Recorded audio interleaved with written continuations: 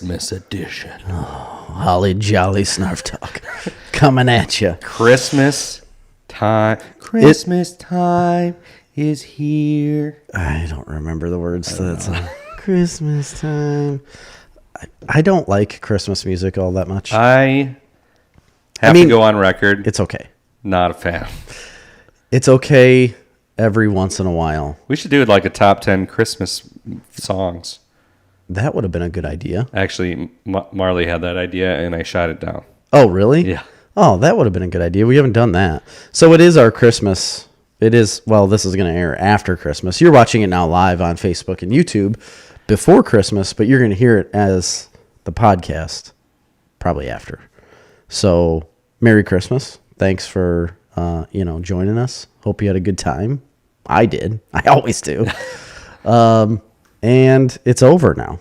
Yep. Now it's done with. But we're going to continue on with Christmas because we're going to talk about it a lot. We've already done like the major top 10 for Christmas, which was Christmas movies. Yeah, we did that last year, so go back in our Snarf archives. In the pantheon of Snarf. Yeah. Well, somewhere back in that would episode have been 50 or something. You think it was 50? Yeah. Was it that many? Well, there's like 50 weeks in a year. It was like a year ago. 52. 52.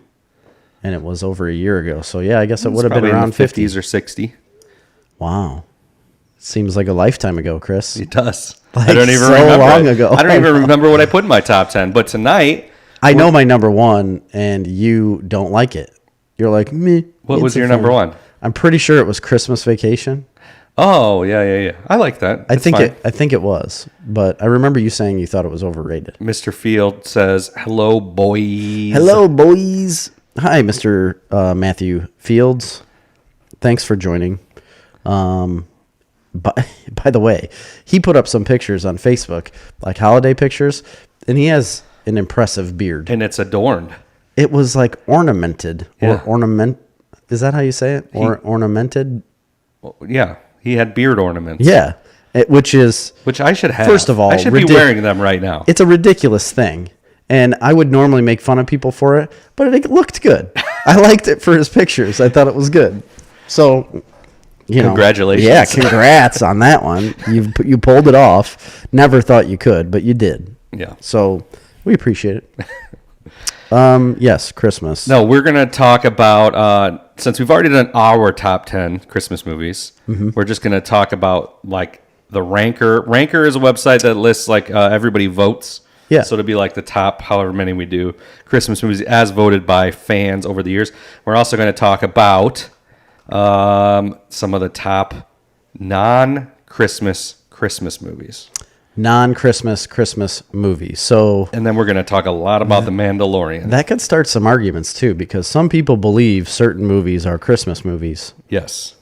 But other people believe they are not. I usually am in the believe they are not camp, but you usually are. You're always the not guy. Well, there's only one in particular. Two in my book. Two that I believe aren't? Oh no, two that people that I know of argue about. Okay.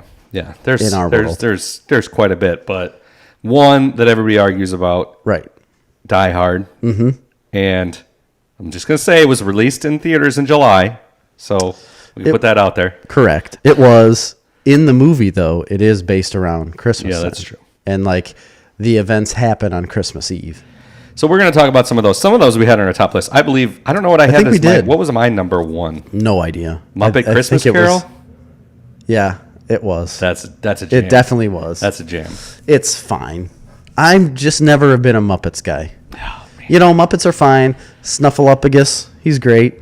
Was that that's a Sesame Street Sesame character. Street. See, that's how not Muppets I am. Man, you are No, what's not. the big elephant guy?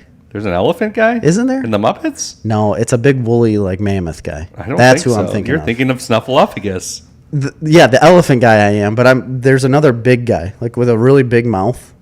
But there's lots of big guys with big mouths in the Muppets. Really?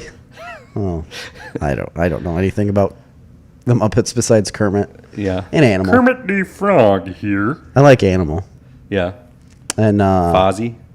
Waka Fozzie. Waka. Yeah, Waka Waka. He's the comedian. I know that. What's the other guy with the big nose? Gonzo. Gonzo. I like him. Yeah. Oh, he's good. awesome. He's and a Rizzo? good character. I don't know Rizzo. Rizzo the rat. Oh yeah, who doesn't love a good rat? That's what I'm saying, man. You know? Muppet Christmas Carol's where it's at. I'm sure we'll talk about it. Maybe I should watch it. It's got to be on the ranker list, right? Maybe. We'll see. We'll see what the general populace thinks of Muppet Christmas Carol. Not the remade one, though, right? Isn't there a remade no, there's no one remake. Well, what's the one that Jason... No, that's the Muppets. That's just the Muppet Muppets movie. I thought he redid the Christmas one. No, I don't think so. No. I tried to rewatch the Muppet. Jason... what's his name now? I keep wanting to say Sudeikis, but that's the SNL guy. Anyway, that guy. That one guy. It's not very good. He's from How I Met Your Mother. Yes. And Forgetting Sarah Marshall. Yes. But I don't remember his name. Well, anyway, so we're going to talk about Christmas. I think you should release this on Christmas, Jerry. On Christmas Day? Yeah. Think people are going to listen to it on Christmas Day? I mean, a lot of people are just going to listen live right now. That's true. That's what a lot of people do. Tons, thousands, hundreds of thousands of people. What are you doing? Anything exciting for Christmas? No, we normally hang out at home and do our own like Christmas in the morning. This year we are going to Amy's parents on Christmas Day, which is rare. We normally don't do that. It's usually like the day after or like everything, the Saturday following. Just bucking the whole coronavirus trends and absolutely going against the conventional wisdom. Oh yeah, this last weekend we've already had multiple parties with basically just my family, but because Graham's birthday is the 20th, so how'd that was last smoked Sunday. Meat go? I tell you what, it turned out real nice. Real nice. Yeah. Liked it. For my first adventure in smoking meat since like probably 2015, it went really well. Took a lot longer than I thought. It always does. And I'm so glad I started it when I did. As soon as we got done recording last Saturday, was it? Or no, Friday. I put it on at 11:50 and it stalled out bad. So a lot of times when you smoke big hunks of meat, they stall at a certain temperature. Some people just let it ride and you let it cook for as long as it needs to. Other people do what's called the Texas crutch, and you wrap it. Like meat surgery?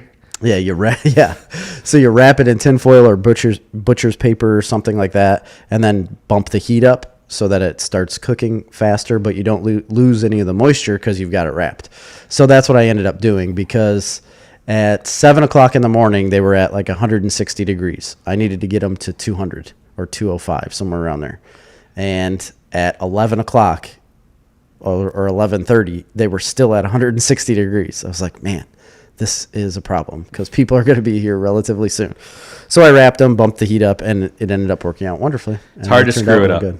It really is. So I said that later in the day. I was like, I put pretty minimal effort into this. Yes, I mean, I was doing it in the middle of the night, and that might take some effort. And doing things like to prep took a little bit of effort. But really, once it starts cooking, I didn't really do anything at all besides add wood chips. And I squirted some, moisture on it every once in a while. But other than that, it was pretty... Juice. Yeah, apple cider vinegar and apple juice and the rub. I mixed it all together, sprayed it on there. Okay, whatever. It was easy to do. And it came out really good. And it's like, how are there competitions for this? Like, how do people compete to make it any better than what I did? I mean, there could be some changes I would have done. I would have liked like a little bit more flavor to it. It was really moist and like good. I would have just liked a little more flavor. But that's like a minimal critique. Everybody liked it a lot, and nobody was complaining. So do you consider carnitas to be like pulled pork? Isn't that what it is? It's like a braised like a roasted meat. Pork, right? Braised, I believe, like cooked in liquid. Well, I happen to attend a lot of Mexican parties. Okay. And some of the best I've ever had is they'll boil it in Coca-Cola. No way. Oh, my God. Are you serious? Yeah. That's it? Like they just put a raw hunk of meat into a pot of Coca-Cola. Yeah, boiling over a fire. That's it. Yeah. I mean, I'm sure there's some other things. It's probably not all Coca-Cola. There's also a lot of Coca-Cola. Actual cocaine. Yeah. That's what gets you hooked. That's the secret. That's why, man, I need your carnitas, man. Yeah. So that's it. That's good. It's the best. It's not really pulled pork though. Carnitas. It's kind of like roasted pork. But it's still like it is pulled, right? Yeah. And stringy. Yeah. Or is it chopped? Because there's a difference. It's chopped a little bit. Chopped and pulled. I would like to look up the definition of this because I feel like pulled pork is carnitas. It's just cooked maybe differently. Maybe. Because most pulled pork is usually smoked, right? I think most, well, no, I mean, I make it in a crock pot and Well, just add I liquid know. smoke. I've tried to forget that. I tried to forget you ever said that. Carnitas is Mexican pulled pork. Okay, so yeah, dead on. It's like, It's literally what everything they pulled up says. okay, I could make that. But it's not smoked, typically. It's not like made in a smoker. But it's still cooked slowly. It's slowly cooked pulled pork. Because I could cook it in a smoker just without any smoke. Yeah, you don't need to that's the have trick. smoker or smoke to make pulled pork. It's just pulled pork. Right, but It's got to be slow cooked, though. it has to be very slowly cooked. Anyway, For hours and hours. So it went very well, but I just thought, how do they have competitions on this stuff when I put no effort and have no idea what I'm doing most of the time and did it so well? are you smoking anything for Christmas? No, I'm going to do a prime rib. I don't know if I'm going to smoke it. I've seen a smoked prime rib before. It looks really good. I don't think I'd smoke a prime rib. I think it'd be so It's good. such a critical piece of meat. I wouldn't want to screw it up. I know, and that's why I'm probably not going to do it that way. But I did just buy a standing rib roast. Which I was informed today that I'm cooking a beef tenderloin, so Don't screw that up. Don't screw that up. it's like an $80 thing. But I did I told you earlier, I got pork belly, and I want to do something good with a pork belly. You need to get a hold of my boy, Alan Schaefer. Albone. He's That's your what guy. I always called him. I don't necessarily just want to do bacon, though. Like, there's so many other things you can do with pork belly, like crispy See, pork he belly. smokes it and seasons it, gets it right, whatever, then slices it and then portions it out and then puts it in the freezer and the vacuum seals it. Yeah. So he gets like half pound or 1 pound bacon, basically. Sure. And he portions it out himself. That's a good idea, and I think it could be very good. The reason I would like that the most is because you can cut it like stupid thick. You know, you can cut your own really thick. I like it thin. I don't like thick cut bacon. Oh, I hate thin bacon. I mean, I like it crispy, I don't like a thick cut bacon. but I want it my problem thicker is, on the finished end. and I don't like belittling a company. Sure. But there's certain meat butchery around here Yeah. that does a great job on most things, but on bacon, they do not do a good job. Is it a certain butcher shop from the south off Yes. 55? Yes. Okay. Yeah. Most of their pork processing, I've had an issue with in the past. Now, David will absolutely comment on this, I'm sure. I just don't like the way they cut a lot of the stuff, and I'm not a big fan of their breakfast sausage either. I It's don't get different. it anymore. I just get everything ground up into ground pork. Really? Basically, except for the pork chops. You're like, put the bones and everything in there. Grind it Give all. me the bones. Give me the brains. Yeah, you got any Heinz beans with that ground? That's right. Bone So pork. I was on a mission Saturday, and I didn't follow through on this mission. Okay. I was going Typical. over to Chubbs' house to get a couple cans of Heinz beans, and I was going to bring them to you to serve with your pulled pork. And I even called Chubbs, and I'm like, I arranged to go pick them up. Really? And I never went. Just got too busy. We You're had stuff going always on too that busy. day. We had a Christmas party. Yeah, that's true. So How did that end up going? Great. Yeah. It's great. Like real good? Real nice. It was very nice. Very nice. Made of overindulged in some Did you? sweet This seems so Christmassy surprising. beverages. Seems so surprising to me that you would do that at a party. Yeah. Traveling. Oh, don't say that. You can't say those words. Nolan says Yoda and Miss Piggy, both played by Frank Oz. Frank Oz did all that stuff. He's the man. Frank Oz was also in a big name thing that I'm never going to remember right now. Labyrinth. He played something in the Labyrinth. Yeah, he did lots of puppetry, right? Yeah, a lot with Jim Henson. Yeah. He did a lot with Jim Henson. And he was also he was in the Blues Brothers when Jake Blues was getting all of his stuff back. And he was saying, like, He was in a lot of other stuff, too. one black hat, He was in Trading Places, according to this. one prophylactic, used, or he says soiled. But yeah, no, he was in a bunch of stuff. Yeah, Dark Crystal. Did you say that? Oh, yeah. No, that's what I was thinking of. Dark Crystal, not Labyrinth. Dark Crystal. Muppet's Christmas Carol. He was the executive producer. Really? Yes. I bet you that guy's got some cash. Director, Indian in the Cupboard. I loved that movie. I don't remember it at all. Really? I used to watch that movie all the time. He directed all kinds of stuff, like the Stepford Wives. We talked about that last week. Frank he Oz directed directed Bowfinger. Interesting. Yeah. Bowfinger. That's a classic. Dirty Rotten Scoundrels. What about Bob? He directed all of these. Little Shop of Horrors. Well, I feel like he's made a name Little for Shop himself. of Horrors, though, not horrors. Not horrors. Horrors. Yeah, it was X-rated. Yeah, real sketchy for the time. Anyway, should we talk about some news before we get into our Christmas delights? Yeah, I think so. I don't have too much. There wasn't much that's happened really in between the huge like Disney dump and now, because that took over the world. And after that happened, everybody's like, well, we can't tell you anything because nobody's going to care about what we have to say now, except for one thing.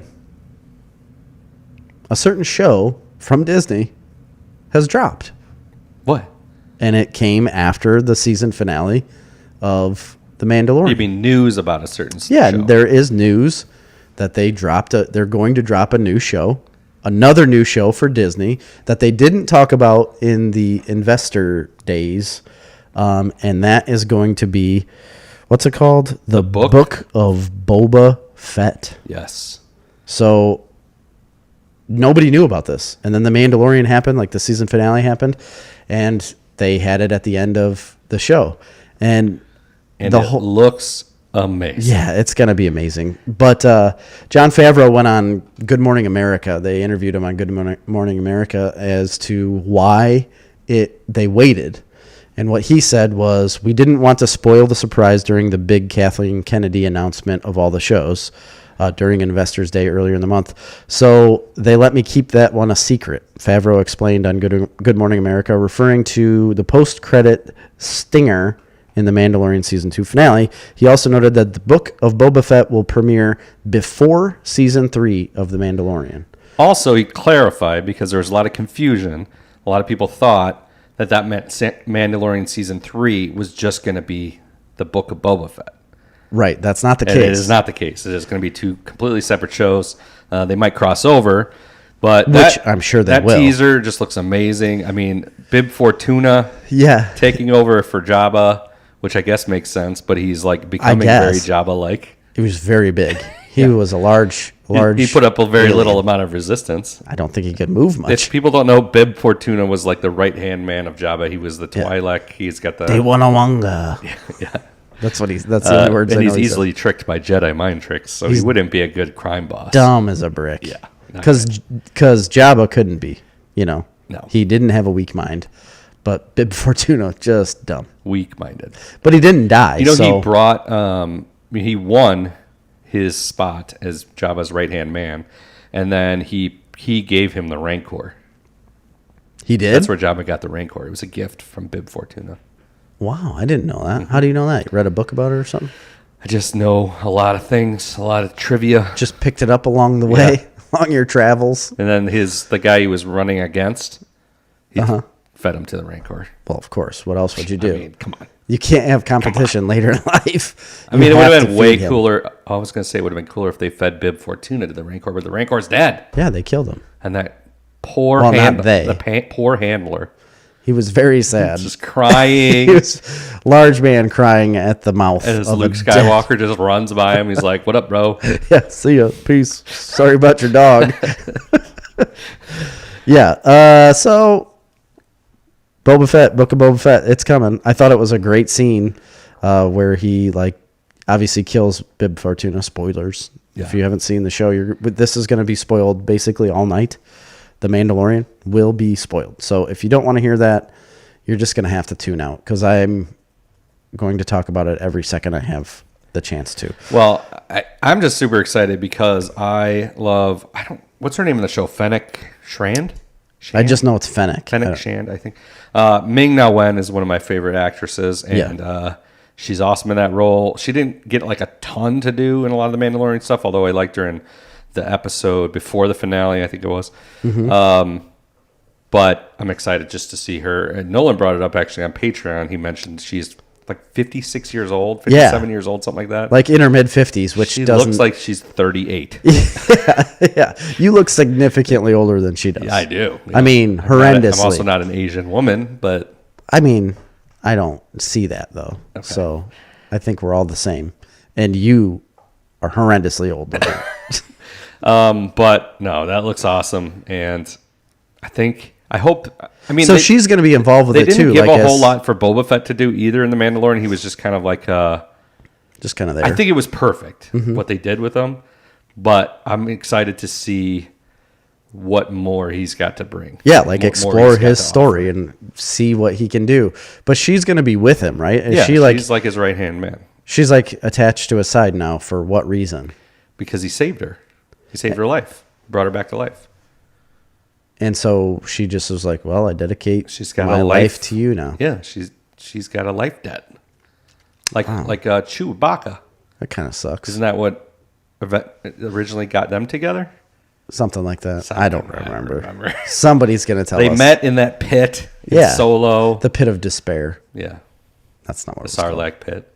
Not that either. No, that wasn't it either. We just keep saying pits. That was one of my favorite scenes, though, in Solo.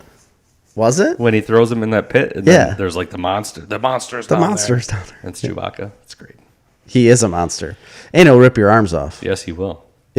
What's that game? Sabek? Yeah. You never beat him. You have to let him win. Don't cheat. Yeah. No, you have to let him win. Yeah. You have to let the Wookiee win or he'll rip your arms off. So the next little bit of news, it's not much, but there is another show coming to HBO Max that we've talked about previously, but it's called Gotham PD, and it's basically stylized after the Gotham show. Sabek is not. That's the gambling game. Right. It's called something chess. Dejarik. That's what it's called. Oh, you looked it up? Yep. Or is somebody telling you? No, I looked it up. Oh. I can buy a chessboard set for this game, and I want to buy it now, right now. Yeah, I think it's $111. It's all that's hand-carved. Cheap. That's cheap. With 8 figures. But do they move around? No. There should be motorized to move around to place. Okay, that's not a good...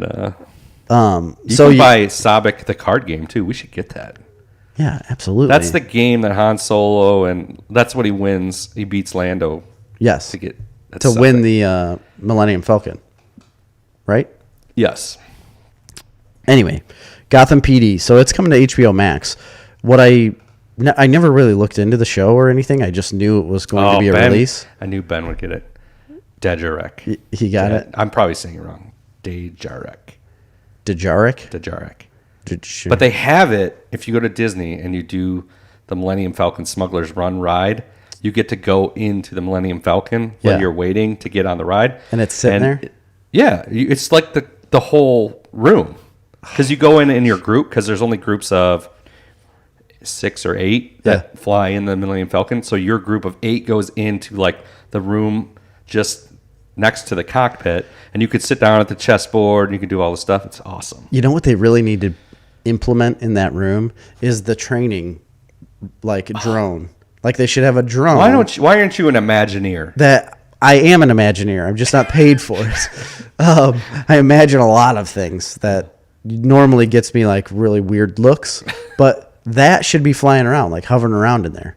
And if it could like tase you randomly, wouldn't that be great? Like shoot a laser at you, but it's actually like a taser and you get shocked. Yeah. And you could be like, don't tase me, bro.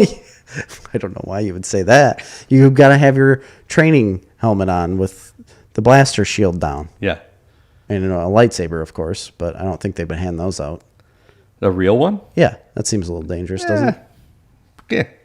I mean, Obi-Wan gives it to Luke. He's staring right down the barrel of it. Yes. Has no idea what it is. Yeah, all he has to do is push one button and it's all dead. over. The whole series is over with. The Skywalker saga is done. Oh, Ben says, I think the drone will be in the Star Wars hotel. I don't care how much money it costs. Mm-hmm. I'm going to that Star Wars hotel. Yeah. We've talked about the details of this before. Do you remember? Yeah, you're like immersed in the world. Yeah, there's no outside world. No, and except even for like when you get on a transport ship and it takes you to Galaxy's Edge. that's it. That's the only time you see the outside. But when you're in the hotel, even the windows are like looking out into space. It looks so amazing. It's unbelievable. I don't care how much it costs. It's irrelevant to me. Did you say elephant? It's irrelevant to me. I don't know how they do that, Jerome, but that would be super cool. It would be cool. The only problem with it is like with normal drones, you hear that like. You know what seems to make flying? way more sense since he's got the blaster helmet on is to just make it VR. That's true. They should just have one in every room that's a VR headset that you put on and you can do that. They're going to have like little like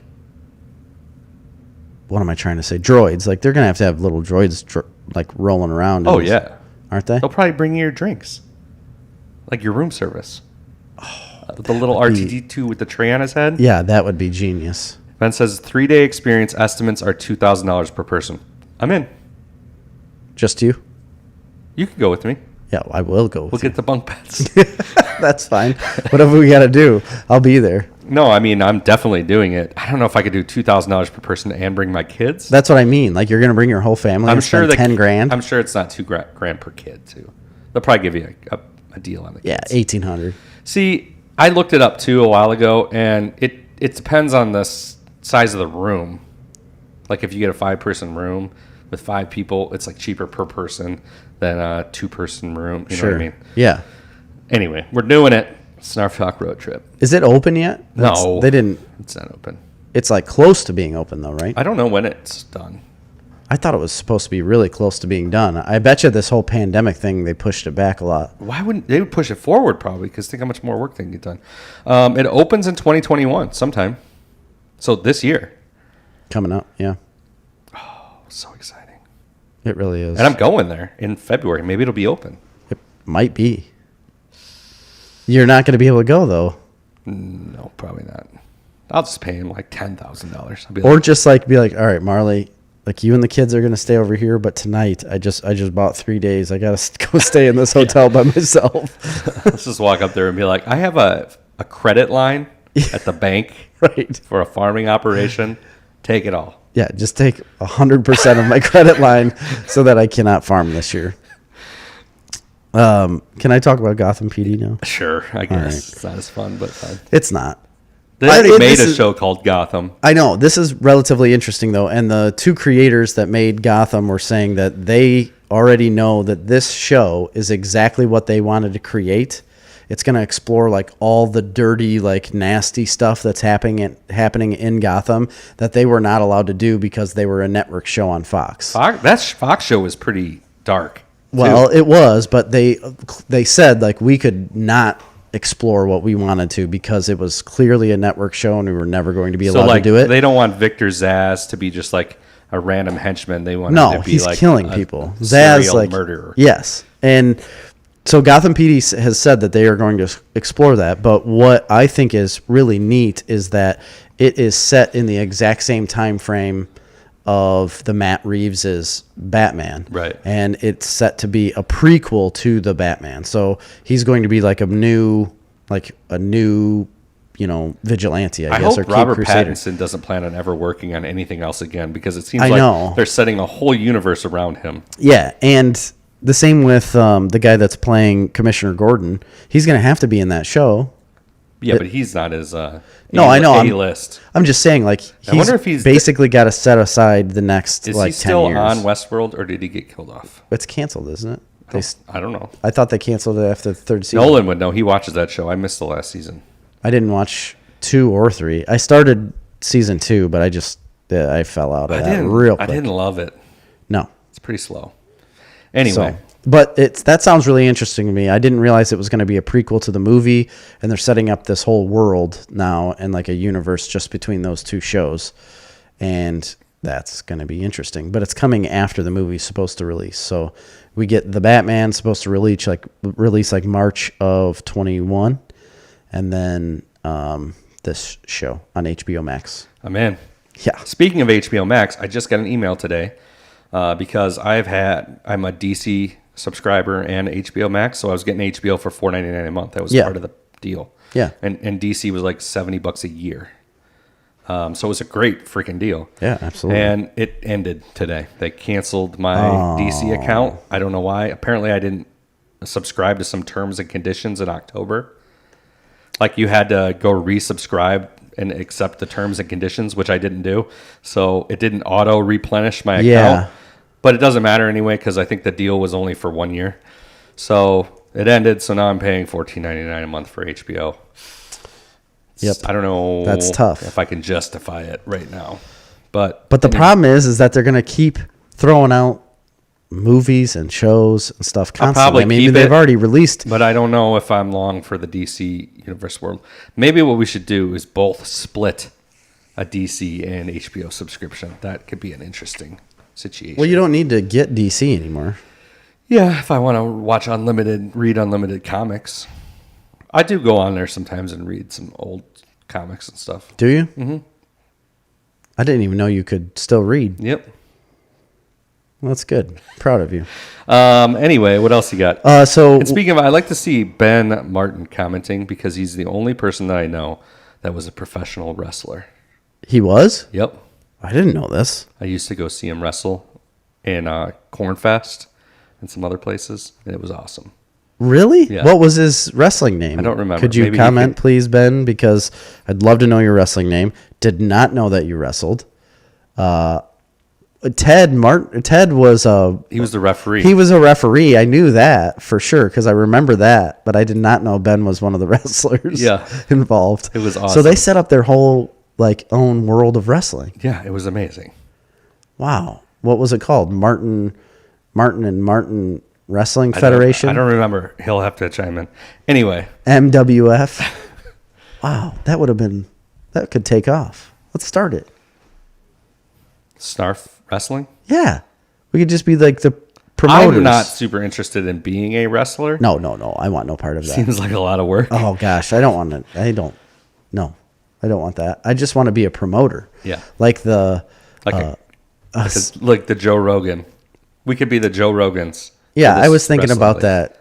I was thinking about that guy that does boxing all the time with the hair that stands up. Oh, Don King? Don King, yeah. I was thinking being somebody like him. Yeah. As a wrestling promoter. I'm in. All right. Deal. All right. What else you got? So Wonder Woman, is coming out. And did come out overseas. It did come out overseas. Do you have any information on that? I do. Okay, about China's release? It did. I do. Okay. I don't have the numbers in front of me, but it wasn't good. Well, it wasn't pretty. The complaint that they had in China was that it was too much of a love story and not enough action. Well, I didn't read the complaints or the reviews. The reviews on Rotten Tomatoes are generally very good. It's getting like 89% somewhere around there on Rotten Tomatoes. Reviews have been pretty good. So I'm not too worried about it. I just know the numbers there. I think they made $30 million overseas. They were expecting a lot more than that, and they're bracing for impact in the United States, for a devastating impact. Really? Of basically very little revenue from that.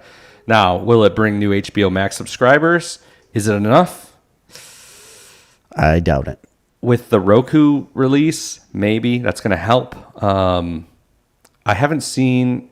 They need to get on the ball with advertising since this movie comes out in 3 days. You never see anything about it. No. I really don't. I mean, I only see stuff about it because I'm on Comic Book Resource and stuff like those type of websites. So I'll see things about it just like I did with this one.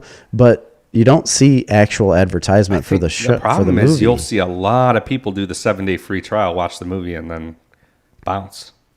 Yeah. Of course, they're probably planning on a certain amount of those people forgetting that they did the 7-day free trial because nobody's ever in the history of a 7-day free trial cut it off. No, absolutely not. You always forget about it and pay for at least 2 months. Yeah. Minimum.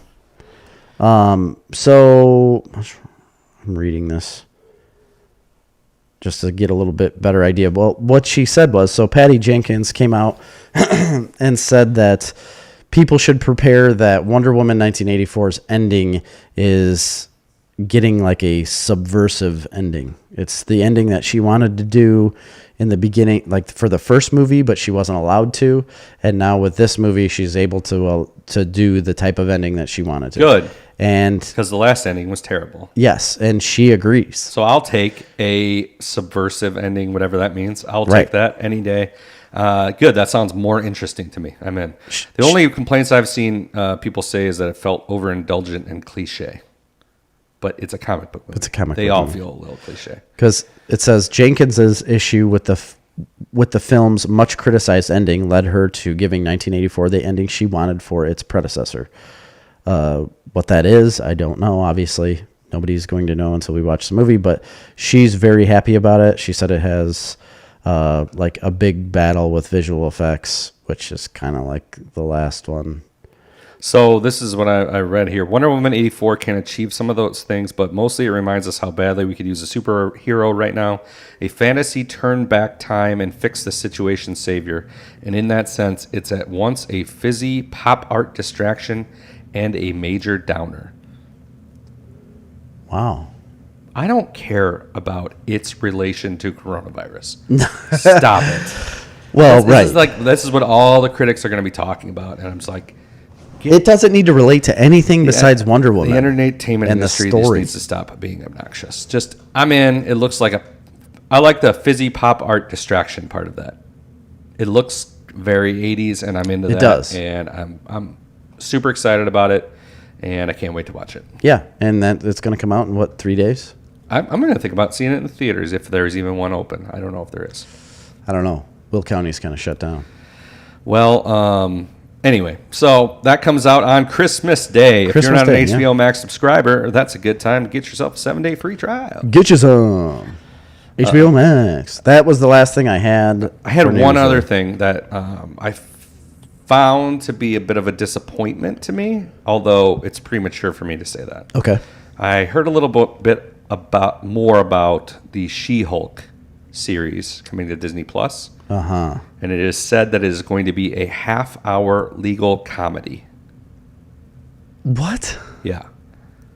So I'm not crazy about the half-hour part. No. And I hope by comedy they just mean comedic elements. Mm-hmm. Because I don't want it to be like Boston Legal. A 30-minute Boston Legal. I love Boston Legal. I know you do, but I don't want that for I don't She-Hulk. want it to be a sitcom. I guess when I heard comedy, I thought sitcom-y. Which, now that I'm thinking about it more, surely it's not a sitcom. No. So, I just hope they take that with a bit more seriousness. Mm-hmm. Because it's a perfect show to tie in other shows. Because she represents superheroes lots of times. She does. And I like the lawyer aspect, obviously, because she is a lawyer. I just don't want them to dwell on that and us not actually see She-Hulk do, like, She-Hulk things. Yeah. You know what I mean? But I guess... The Incredible Hulk Lou Ferrigno show was a half hour. Yeah, I know, but he was also like turning into the Hulk and destroying things right away. Yeah. It happened right off the bat. And it wasn't a legal comedy. No, it wasn't at all. There was so no like comedic. Night Court, She-Hulk style. Yeah.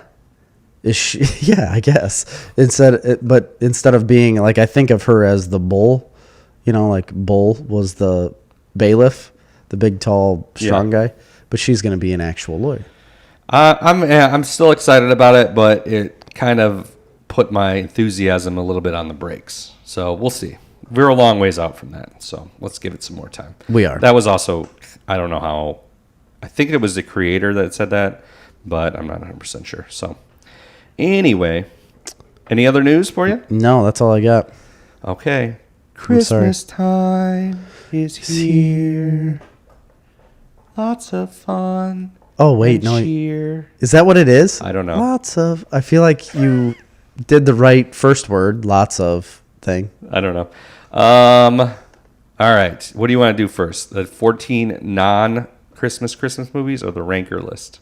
Let's do the ranker list first because I feel more... I think I'm going to enjoy the 14 non-Christmas movies. All right. Better. We're going to do the top 20 according to Ranker. According to Ranker. We're gonna. That's a terrible website name. Well, they rank things. I know, but they're the Ranker. It reminds me of a Rancor. Number 20, one that I watched recently, Home Alone 2, Lost in New York. We just watched it on Saturday. You know what? In some ways, I think I like it A little bit better? a little bit better than the original. I do Although too. it is the exact same movie. Like the same gags, 100%. the same setups, but you get one thing out of that movie. The pigeon lady. Well, you do get the pigeon lady. I like her. And their message of friendship. Right. Yes. No, the dude from Clue. What's his name? Oh, I can't believe I can't think of his name. oh my gosh. I love And he that was guy. in Rocky Horror Picture Show. Yeah, and like Congo. Yes, and Congo. Tim Curry. Tim Curry. Tim Curry. Timothy Curry. It is so ridiculous to me that they meet this small boy with such opposition.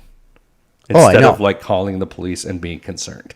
And just allowing him to go to a room right away. They're like, That's- okay, yeah, your parents. That like I'm Okay, fine yeah, with. let's go. It's the malice which they have for him. right off the It bat. just blows my mind every time I watch it. It is a really good movie. I can't say it's better than the original, but it's very good.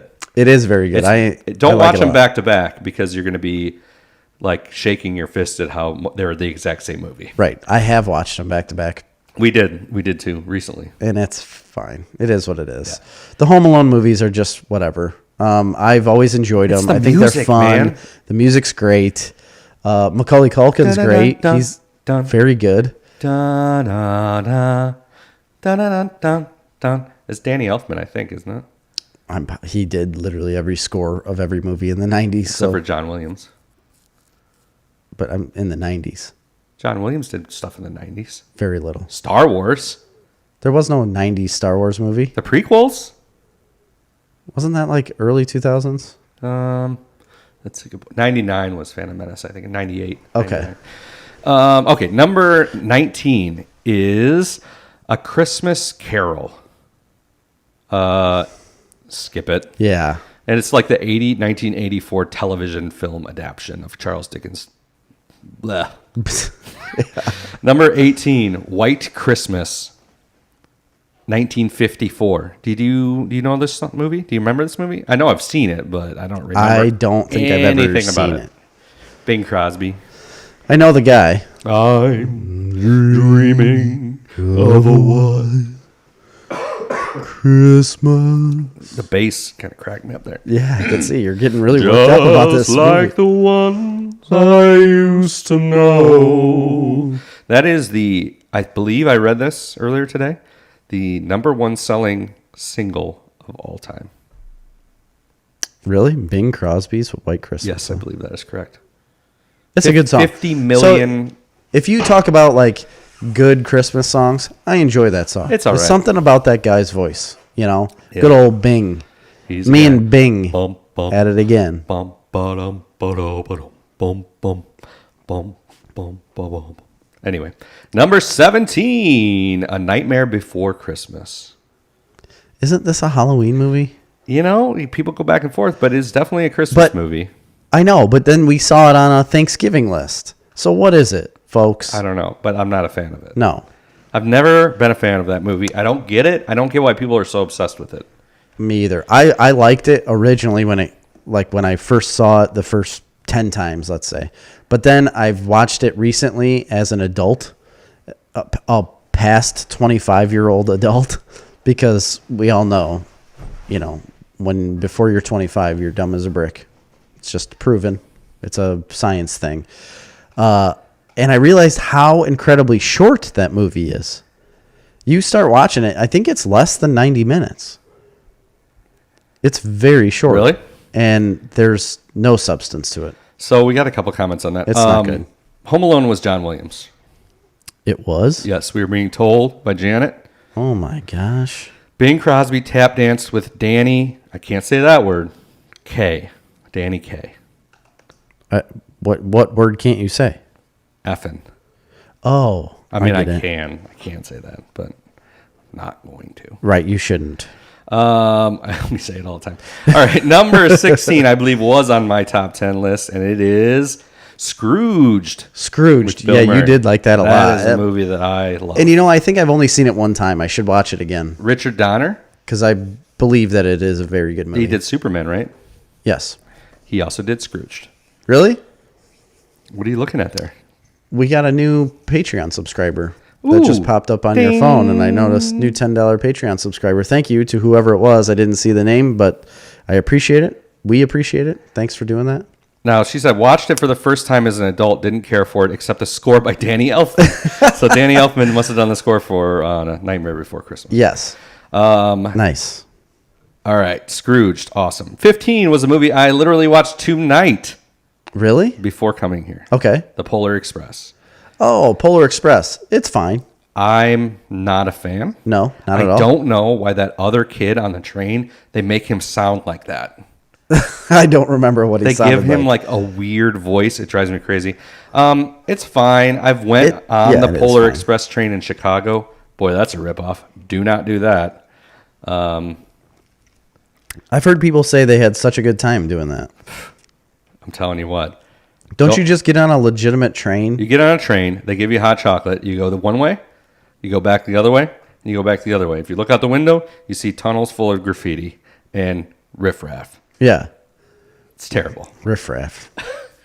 I don't want that. I mean, I wasn't a fan. But I'm not a fan of the movie either. So. And Santa Claus comes onto the train too, right? I don't know if I've ever seen it all the way through. No, I'm saying like in the Polar Express experience. I don't remember. Robert Zemeckis, though. Yeah. Did he do Back to the Future, right? Robert Zemeckis? Yes. Tom Hanks is like the main, guy. He's fine. Number 14 is 2000's Jim Carrey version, Dr. Seuss's How the Grinch Stole Christmas. It's a good version. It is a good version, and he does a very good job. And I was just reading an article about how he was getting ready to just leave the film because he could not handle the fact that he had to wear this makeup. No, it's the other way. He wanted to wear the makeup. They didn't want him to. No, he was going insane from having to get this makeup put on him it was such a long process of him getting the makeup on, and then he had to wear it all day, do the filming, and then it was a huge process to get it off of him at night. And they ended up hiring an ex-CIA person to teach him like how to calm himself down, like torture tactics on how to calm yourself down. And he actually had it was almost like therapy sessions with this guy every day to get himself to calm down. Like he stayed in character all the time too. Yeah, he's like that. Which he always does. But yeah, he had a really tough time and he about quit the film. I liked it. I like the new animated version that Scott Mosier did. Obviously, I'm a huge fan of Scott Mosier, but it's good. Oh man. At first, when I first started watching that one, I was like, I don't know how I'm going to feel about this because I didn't like the trap music. Yeah, they did that, but I love the animation's really good. But the animation's great. The story's really fun. I liked that one a lot. Yeah. Graham will watch that all the time. I would say, dare I say, I liked it more. I agree with you. Number 13 is my favorite Christmas movie of all time, A Muppet Christmas Carol. Nice. What a heartwarming movie. Is it? Yes. I don't remember it. It's so good. Do they save a child? Tiny Tim. It's a Christmas Carol.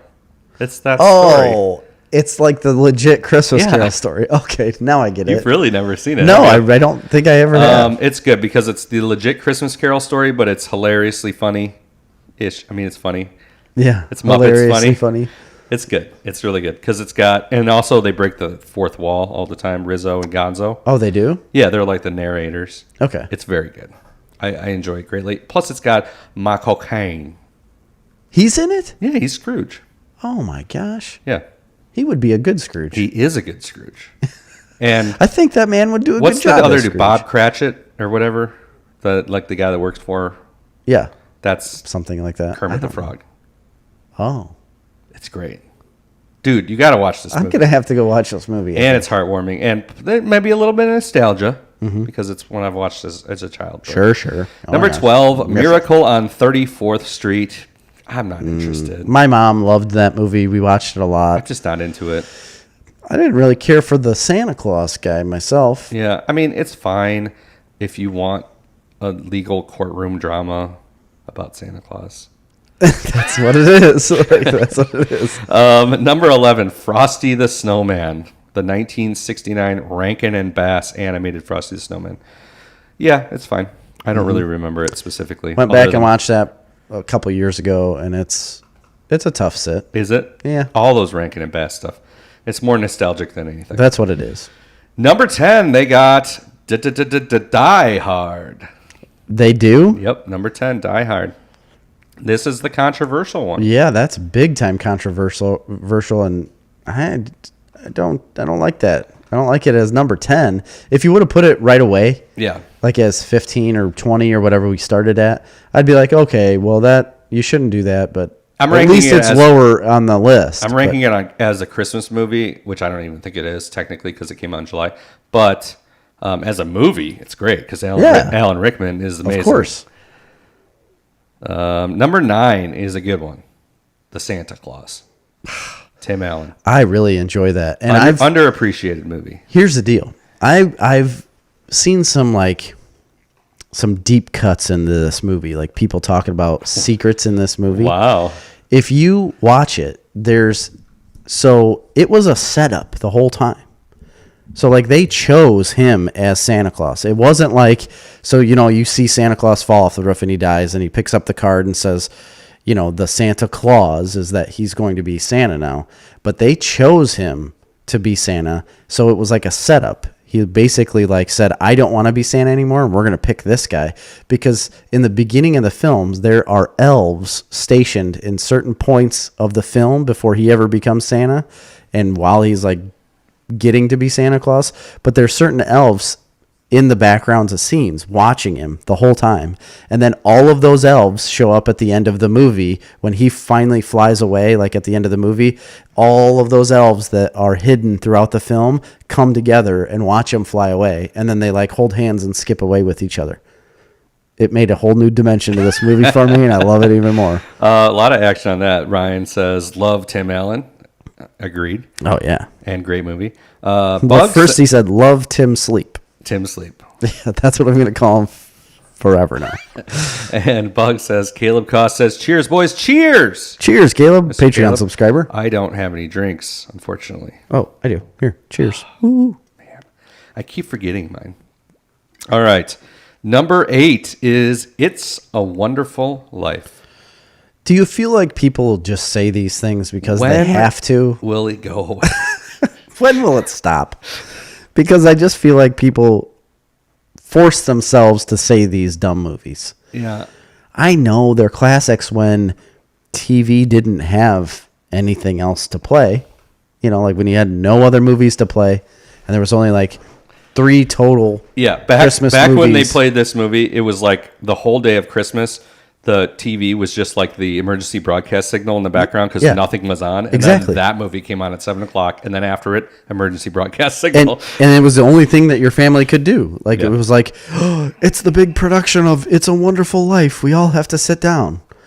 And they would watch it. And that's why it was so great. But it just... He got to see his life from a different vantage point, Jerry. Right. I understand that. That's fine. It's not a wonderful movie. Number 7, controversial one for both me and you, because we have famously been on record, at least I have, I think you too, is not loving this movie as much as some other people apparently. A Christmas Story. Oh, no. You'll shoot your eye out. Yeah, that's fine. It's a hard sit for me. I'm going to be honest. Leg lamp, we get it. But it's the same thing as It's a Wonderful Life and A Christmas Carol or a White Christmas, all of those things. It's a little different than that, but no, it's not. It's just they don't play anymore. Maybe if you take it we're for a bunch of bah humbugs. I understand there are certain people that hold it as a nostalgic. It's a lot newer than those movies. It's from the 80s. It is, but I still think it's overplayed and done. There's better movies out there. All right. I agree. Number 6. Get out of here with this one. A Charlie Brown Christmas. We are also very against Charlie Brown. I'm going to tell you what. It's a bunch of Charlie Brown dog shit. Is what it is. It really is. I mean, I want to say... No, I'm not going to say it. Never mind. But it's not. It's not. I'm not a fan. Just like the Big Pumpkin or the Great Pumpkin and all that kind of stuff. Snoopy's the best character. The only character. He's the only character I care about because Woodstock, he's like the comic relief. He's fine. Yeah, and Woodstock's great.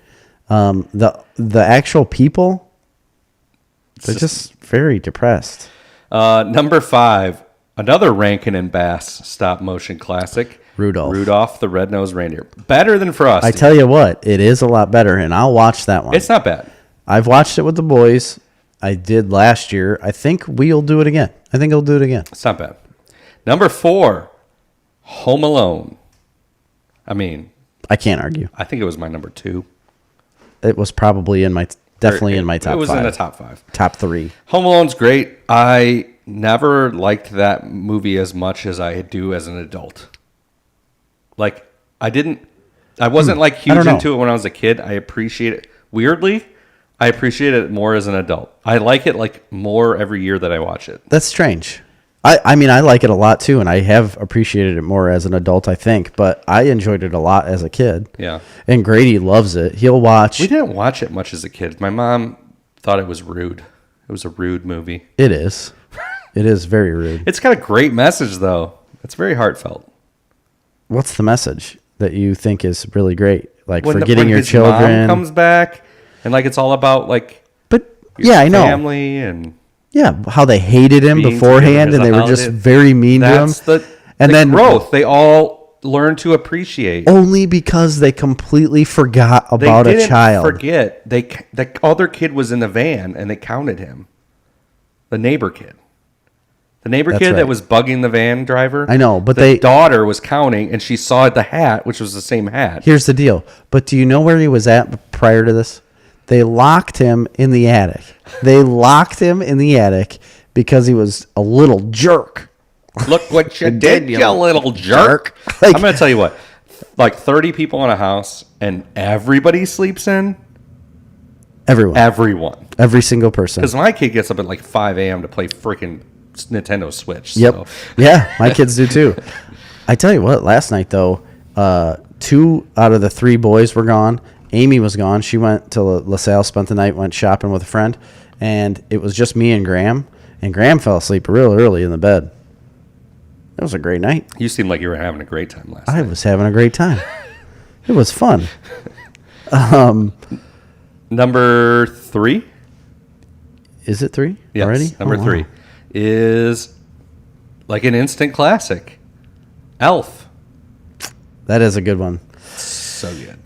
Here's my thing. I have a Hollywood crush, and it is Zooey Deschanel. Yeah. And I enjoy her voice.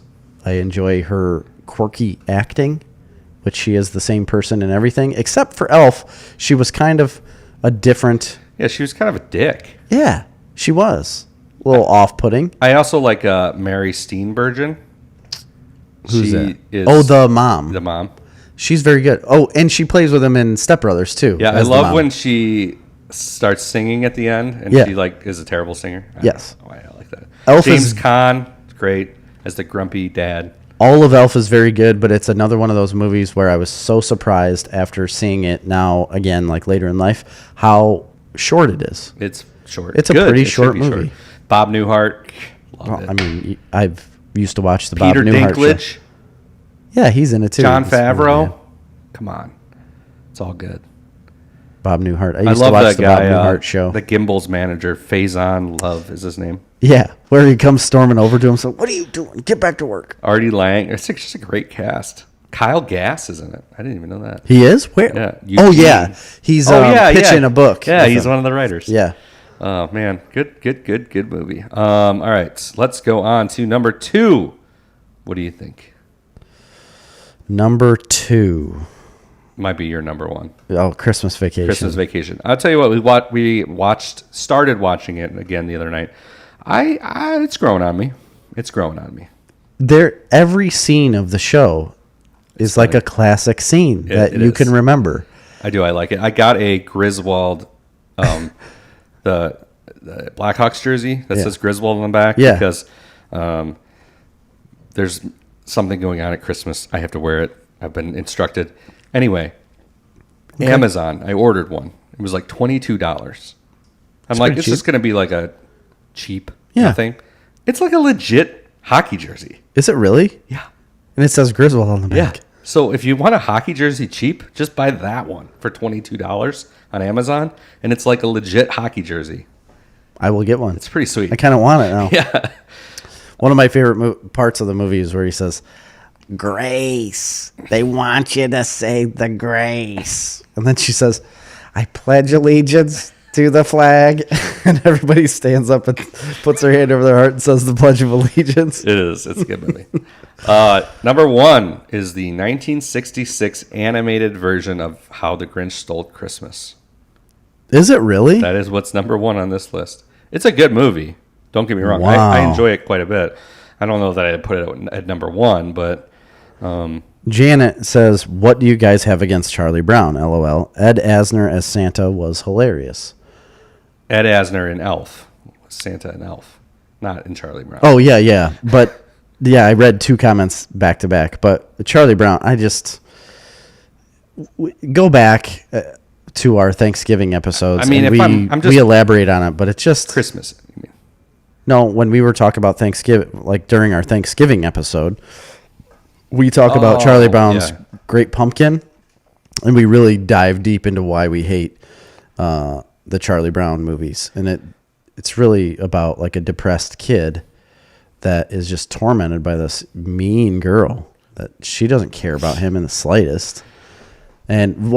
It's just not exciting or entertaining. No, but what did the writer say? You said something like what the writer, the actual creator of Peanuts, said about what it was about. It was about like depression. Yeah. And Charlie Brown is clearly severely depressed. Yeah. And that's sad.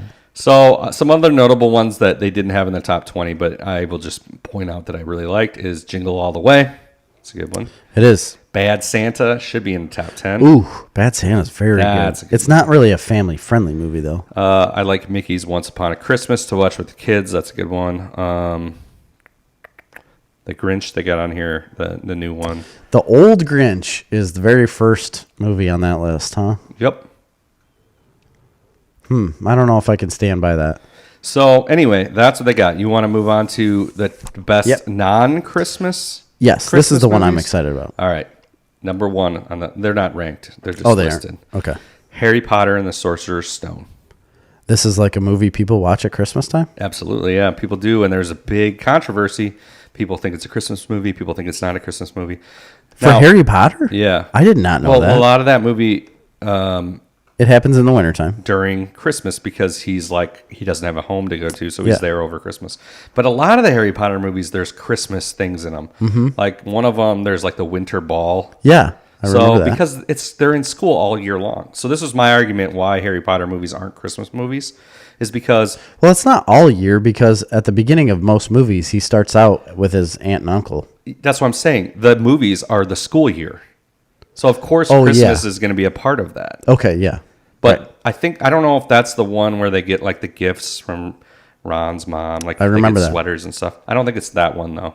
But anyway, sure. Some people think it's a Christmas movie. I don't think so necessarily, but it does have some Christmas elements to it, I suppose. Mm-hmm. Carol, I've never heard of. Mean Girls.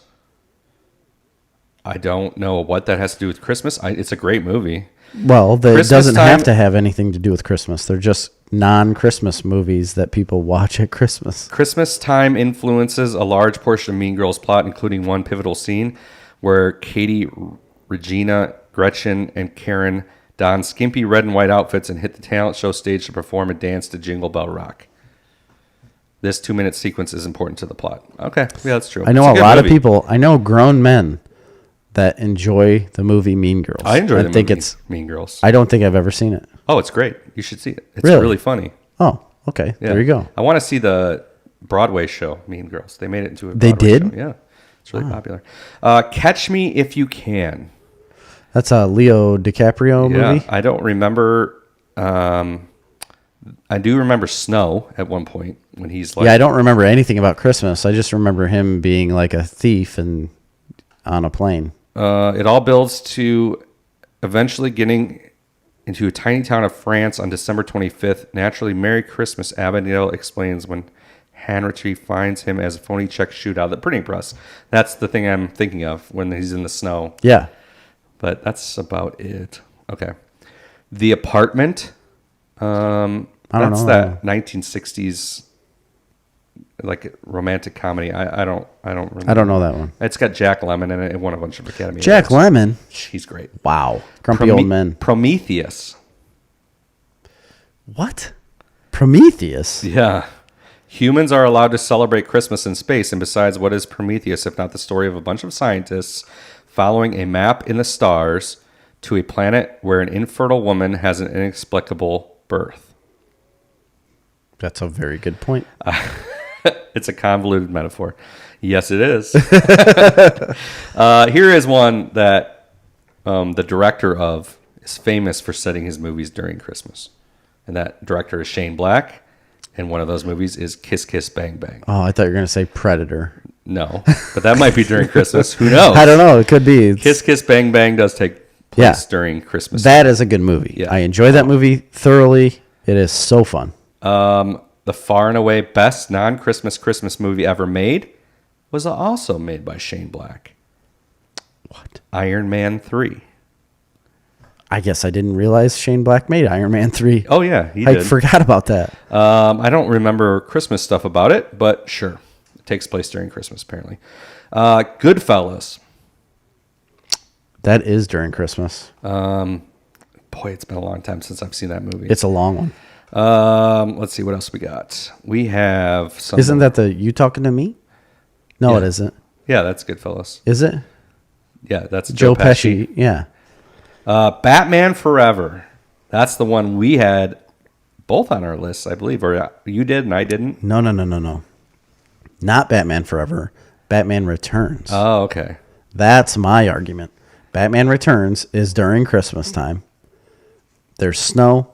They have a holiday parade or something. I'm sorry. I'm not. This says Batman Forever, but they're talking about Batman Returns. Yes. Because it says Tim Burton movie Michael Keaton led, and the picture is Michael Keaton, Yeah. and it says Batman Forever. Those idiots. Yes, Batman Returns absolutely is a Christmas movie, and I will go to my grave saying that because it is. I mean, obviously it's a Batman movie too, but it's all set during Christmas. Yeah. I agree. Gremlins. Yes, absolutely. Gremlins is too, because I brought that up during our top 10. It's definitely a Christmas movie. I brought it up during a Christmas gift, right? You didn't allow me to put it in my. I don't think that's true. You, Somebody listen back and prove him wrong. You did not allow me. We talk about it. We talk about it in that episode, but I love Gremlins, and it is a Christmas movie. All right. Here is a good one. All right. I like good ones. One of my friends has just said definitively next year he is wearing this outfit to our next year's Christmas party. Really? Trading Places. I have never seen it. You've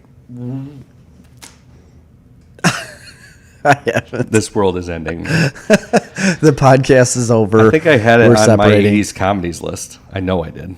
Did you? Yeah. It takes place during the holidays. Dan Aykroyd wears a dirty Santa suit. I think he's got like a fish in his pocket. Oh, really? It's great. I've never seen it.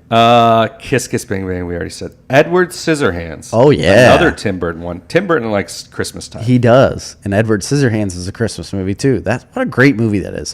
It's I very need to strange. rewatch that. It's a very strange I feel film. like it's not as good as we all remember it being.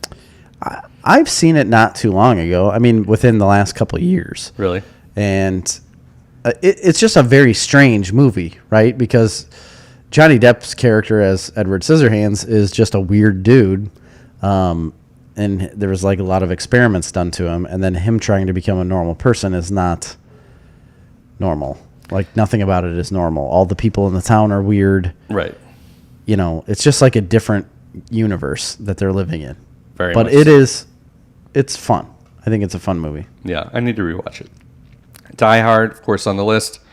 The director of Die Hard recently came out and said definitively that he did intend it to be a Christmas movie. Yeah. Liar. Yeah. It's a Christmas movie that isn't really a Christmas movie, is what they say on this list. Sure. Right. Skipping that one, Bridget Jones' Diary, don't care. Basically every Harry Potter movie ever made. They always do a Christmas movie in every movie, a Christmas scene. I don't think they do in the last two, but boy, I just rewatched the last two Harry Potter movies. The one that's like a two-parter. Yeah. They're slow. They're good. So that's what I've heard. But they're slow. And I haven't seen them yet. I still haven't got that far in the Harry Potter world, but that's what Kevin Smith was talking about it. He's like, the whole like first movie with the whole like walking around the woods and stuff part, he's like, just real long, unnecessary. It is really long. And for him to say that, the guy who has so much exposition in movies where that can get lengthy and... Yeah, but he's a cutter. He cuts up stuff a lot. I'm just saying there's usually scenes where there's just so much dialogue that it really weighs down on you and can get boring. He had said, like, but them walking around the woods, there's literally no talking at all. He's like, it's just them wandering around. Depressed and confused. Is it? Yes. Because I haven't seen it yet. They have no idea what they're supposed to do. Basically. Anyway, Love Actually. I've seen it, but I don't remember. Yeah, I know I've seen it too, but so I guess that's all. That's all on these lists. So probably the best one on the list, Edward Scissorhands. Batman. Yeah, mine would be Batman. Yeah, I like Batman a lot. I think they go to Godric's Hollow at Christmas. Yeah, there's always something Christmas related in those Harry Potter movies. I never really paid attention to it, but I've only seen the first 3. Oh man, I've only seen the first 3 movies, so. And the third one's like one of the best ones. And that's what you told me, and then I quit watching them. You should keep watching them because they're great. Yeah, but if the third one's the best, I can only go downhill. That doesn't mean they're not good after that. Well, I know, but you basically ruined it for me by saying the best one. The third one's the worst one. Yeah, well, I know you're lying now. They're equal footing after that. Okay. What's the third one called? Goblet of Fire? Or no, like the third Phoenix one. of Embers or something, or like there is a Goblet of Fire. The third one is the Prisoner of Azkaban, I believe. Dagger in a Rock. Yeah. What is it? Prisoner of Azkaban. That's the third one. That's a good one. Sirius Black. Yeah, that's the last one I watched. What's the fourth one? I think that's the Goblet of Fire. The fourth one. Was I right on? Did I say Goblet of Fire? Yes. Oh yeah. And then there's like the Half-Blood Prince. Right. And then there's something else. And then there's the Deathly Hallows Part 1 and Part 2. You don't know what the sixth one is? I think... or there's 7 total, right? There is 7 or 8 total. Oh. Sorcerer's Stone, Chamber of Secrets, Prisoner of Azkaban, Goblet of Fire, Order of Phoenix. I knew there was a Phoenix involved. That's a good one. Half-Blood Prince, and then Deathly Hallows Part 1 and Deathly Hallows Part 2. So how many was that? 6? They call it 7, but there's really 8. Oh, because the 7th was split in 2. Yeah. I get it. All right, but they didn't need to do that. They didn't need to split the second one or the 7th one into 2. Because the books are all like 800 pages long, right? The last book was long. I don't know that they're all that long, but I've read them all, but I don't remember how long they are. They only did that for money. They're quick reads, though. They did it? I remember when Deathly Hallows came out, I read it cover to cover in one day. Really? Yeah. And that's what happened when I was deployed. A guy that Nate and I know, John Erickson, he obsessed with Harry Potter, and a new book came out during our deployment, which was like... It was either 2006 or 7, because those were the 2 years that we were like. It was probably the last one at that point. At that point, it was the most recent one, whatever it was. Yeah.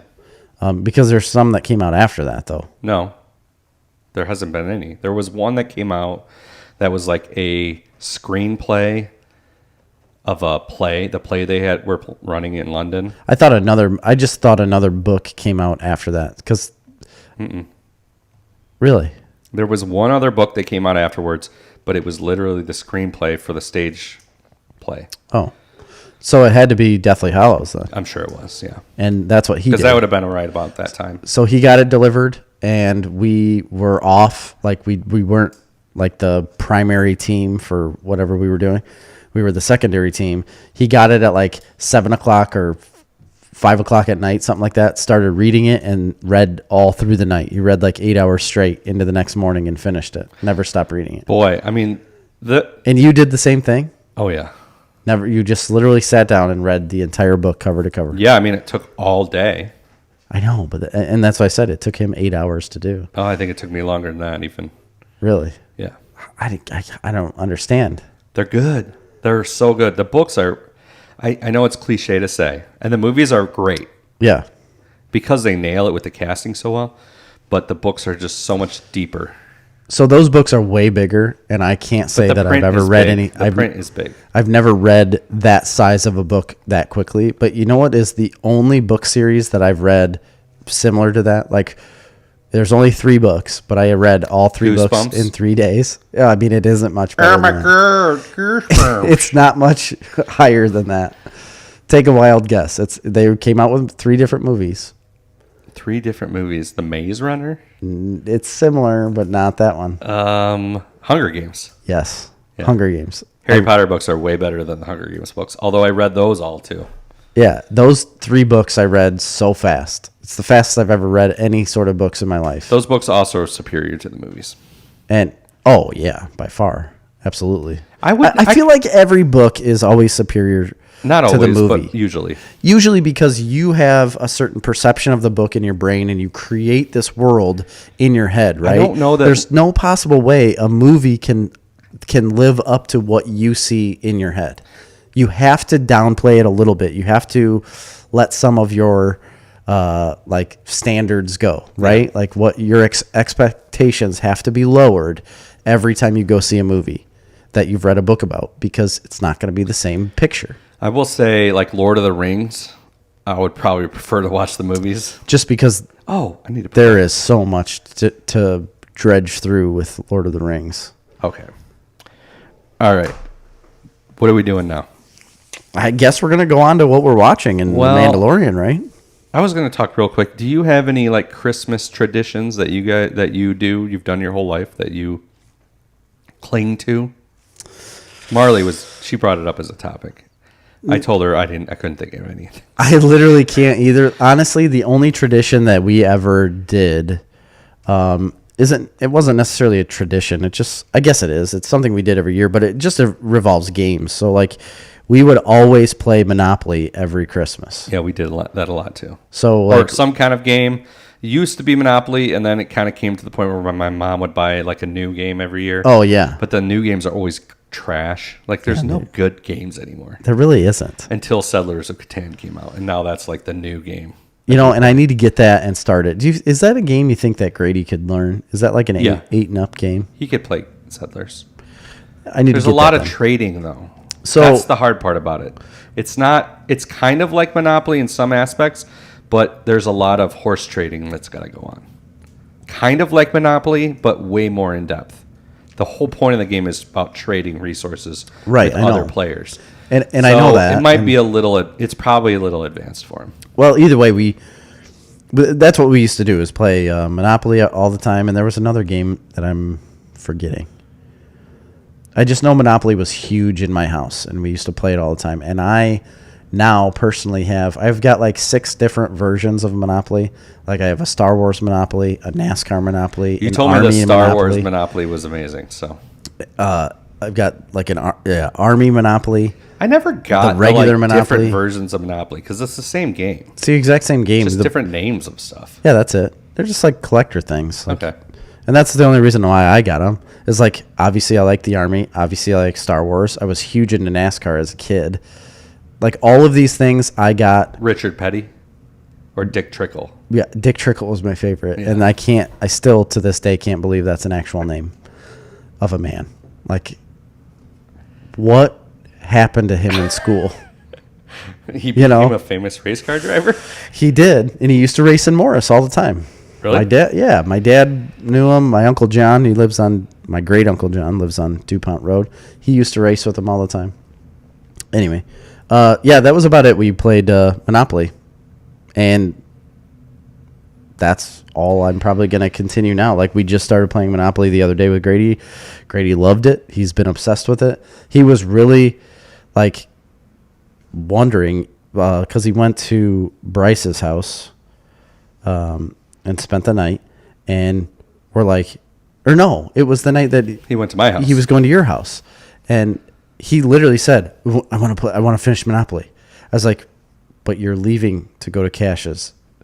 He's like, but I want to play Monopoly. I said, all right, then you can stay home and we'll play Monopoly, and Grant will go to Cash's, and then you stay here. And he was like, looking around, contemplating. He's like, no, I'll go to Cash's. It's like, all right. But he was like really weighing it out, like, man, he really wanted to play Monopoly really bad. So we finished it up the next night. He was destroyed. Yeah. Right? He got destroyed. Had a really hard time with that. But he still wants to play all the time. But we also have Monopoly Deal. It's a card game, and it's pretty fun. He enjoyed that a lot too. So the only problem with Monopoly is like the fun part of the game is the middle, Right. and then there's a certain point, like the last hour, Where it just gets, it's like grinding gears. yeah, it is. Especially if you're not like destroying people. Right, unless you steamroll everyone. If you get the right properties and can get money and put some, some settlements or like houses or The what is it, problem with hotels. Monopoly is it's very rare that there's multiple players vying for supremacy. It's like one person always comes out of the pack, Yeah, and then it's always like a game of catch up. for some people. But Amy and I in the last game were very close to each other. But what ended up happening was once we started replaying it, because Amy was like, you can't do that to Grady. We got to take it easy. Like, quit being so mean. And I was like, no, I will not quit being mean. And I'm not being mean. I'm like playing the game, right? Like, and he needs to learn the game. So I was playing it that way. But then we like broke rules and let him do certain things. Then the next night when we start playing, he landed on a property, and I was like, all right, I won't charge you as much, whatever. Just give me what you can. So he did. And then Amy starts like, I'm going to put, like, they call them settlements and cities in the Star Wars Monopoly. And then all of a sudden she's like, well, I'm going to buy 4 settlements for all of these properties. All right, now I'm buying cities. I'm buying this. I'm buying that. Like, and she started upgrading everything. And I was like, wait a minute. I was a dick 10 minutes ago to you for doing any of this, and now you're charging people off the ass, and you're like overtaking me now. I was way ahead in this game, and I held back, and she used it as a trick. Did you lose? To defeat me. Well, once Grady like lost, this was at like 9:00 at night, and I was like, let's continue this another time. And then she put it all away because we had people coming over the next day, and she's like, do you really want to finish this? I said, do you want to lose? And then she put it all away. I said, I guess you didn't want to lose then. So we didn't find out. We should get a Settlers of Catan game night going. I think so. That would be fun. Amy, we would love it. Amy and I love board games. This is the best board game that exists. It really is. Settlers. I agree with you. I've played it. Oh, you have played it. I've played it a few times. I don't have it, but I've played it a few times. The last time I played it was probably before 2010. I also have the Seafarers edition, which expands the board and adds islands and boats. Oh, that sounds fun. It is fun. Anything with a seafarer involved, count me in. All right, so should we get into what we are watching? Yes. All right, I'll start off. I started rewatching the Hobbit movie series. So like The Hobbit and then Desolation of Smaug. Yeah. And then the Battle of the Five Armies, I think it's called. And I don't know why, but they're on HBO Max. I've heard like they remastered the Hobbit series, and I did agree. I was reading an article, and the guy was saying one problem that the movie had originally was it looked like it was like too, like it was cool looking, but it was shot. Peter Jackson shot it in 60 frames. 60, the frame rate 60 frames per second. So it's almost like when you watch stuff that's in 60 frames per second, it doesn't look real. Yes. Like it's too in focus. Normally movies are shot at like 24 frames per second, even 30 frames per second, which is like what you get on digital video like YouTube and stuff like that. It doesn't look right. Yeah, sometimes. So they remastered the movie for 4K. They slowed it down. They changed the frame rate, but they actually went back to the original footage and like changed it the right way. So a lot of people were saying, "Oh, it's like a completely different movie." Really? And it's not a different movie, but it's a different experience. It did help the experience significantly. I enjoyed it. It's slow. It is so slow. I watched the first two. So I watched The Hobbit and then The Desolation of Smaug. I didn't finish The Desolation of Smaug. But, Benedict Cumberbatch is Smaug. But it's definitely enjoyable, and it really got me back into the world, the land of Middle Earth. So fun fact is Benedict Cumberbatch recited the lines, like, so the dialect in which he was supposed to speak, he had to speak it backwards. Right. He spoke all of the lines backwards, and then they played them forward in the movie. And I think that's incredible. Yeah. Like, as an actor, that you put that much effort into it. And I've watched like video of him for no reason speaking it. Yeah, it was only just to make it like a different. And it does. It works. Sound. Yeah, it absolutely works. It's like another level to the character, and he did all of that and recorded it, and it looked terribly difficult to do, but I don't know. I think that's really cool. I like finding little things out like that about movies is fun. Obviously I'm a huge fan of Lord of the Rings, probably more so than you. Oh yeah. But I enjoyed going back and rewatching those Hobbit movies, which I didn't remember greatly. And they have some great stuff in them. I've seen those first two. I don't think I've seen the third one at all. I've seen it, but I saw it once. I don't remember the third one. I'm excited to get to it, but I need a chunk of time because they're long. Are they like 2.5 hours long? Yeah, or if not more. They might be 3.5 hours long. I don't know. They're long. That's a long. Yeah, that's a long sit. Like the Lord of the Rings movies, I have the extended versions of, so they're all 4 hours each. And each movie is, or maybe even more than 4 hours. Yeah, for Lord of the Rings, the extended versions. Yeah, I didn't know that. And they're great. It's worth it. It makes the movie so much better to watch the extended versions for sure. It's worth watching. I got to sit down and watch all these again. Yeah. I really have to. And so right now, people, I'm off for 2 weeks, and I'm so excited about this. Yesterday, I was at work for like 4.5 hours, and then my vacation started, and now I don't have any responsibility. Like, besides to like Christmas. Marley was asking me that earlier. She's like, "Oh, is Jerry at work or whatever?" And I told her that you were off for like a month and a half. And she's like, "What? How is he off that long?" I'm like, "He works for the government. They don't have to go to work ever." Well, that's not true. But she's like, "No, he took vacation." I'm like, "No, he didn't take vacation. No, he just chose not to go. The government can't do anything." Yeah, they just don't care if I show up or not, and I don't have to report to anybody. Right, that's what I said. I'm like, he's the boss, so he just doesn't go. There's like one guy above me, and he's in a whole completely different location. As long as he doesn't listen to my podcast, he doesn't know what I'm doing. Janet says the extended editions of Lord of the Rings are amazing. Agreed, they are amazing. They add so much more to those movies. She guessed it right, too, when I was talking about the book series, Hunger Games. That. Good guess. So I've been rewatching those, and I know there's a lot of stuff to watch. I don't know why I started. I started watching them again because my sister-in-law brought it up to me. She said, is there anywhere I can stream the Lord of the... Sure, actually, here's what she said. She said, I am researching something to do with... what's the dude's name? The Gollum guy. Gollum? Smeagol. Oh, whatever. Smeagol, yeah. For something, and I can't remember, for something for school. She's like in a master's program or something. Okay. Something to do with like psychology. I don't know. And so she's like, what movies do I need to watch to get like the most story just about Gollum? So I told her like Return of the King. It has like the backstory for him and like probably the most for him to do. Anyway, she was asking me about the Hobbit movies. I'm like, he's not really in them that much.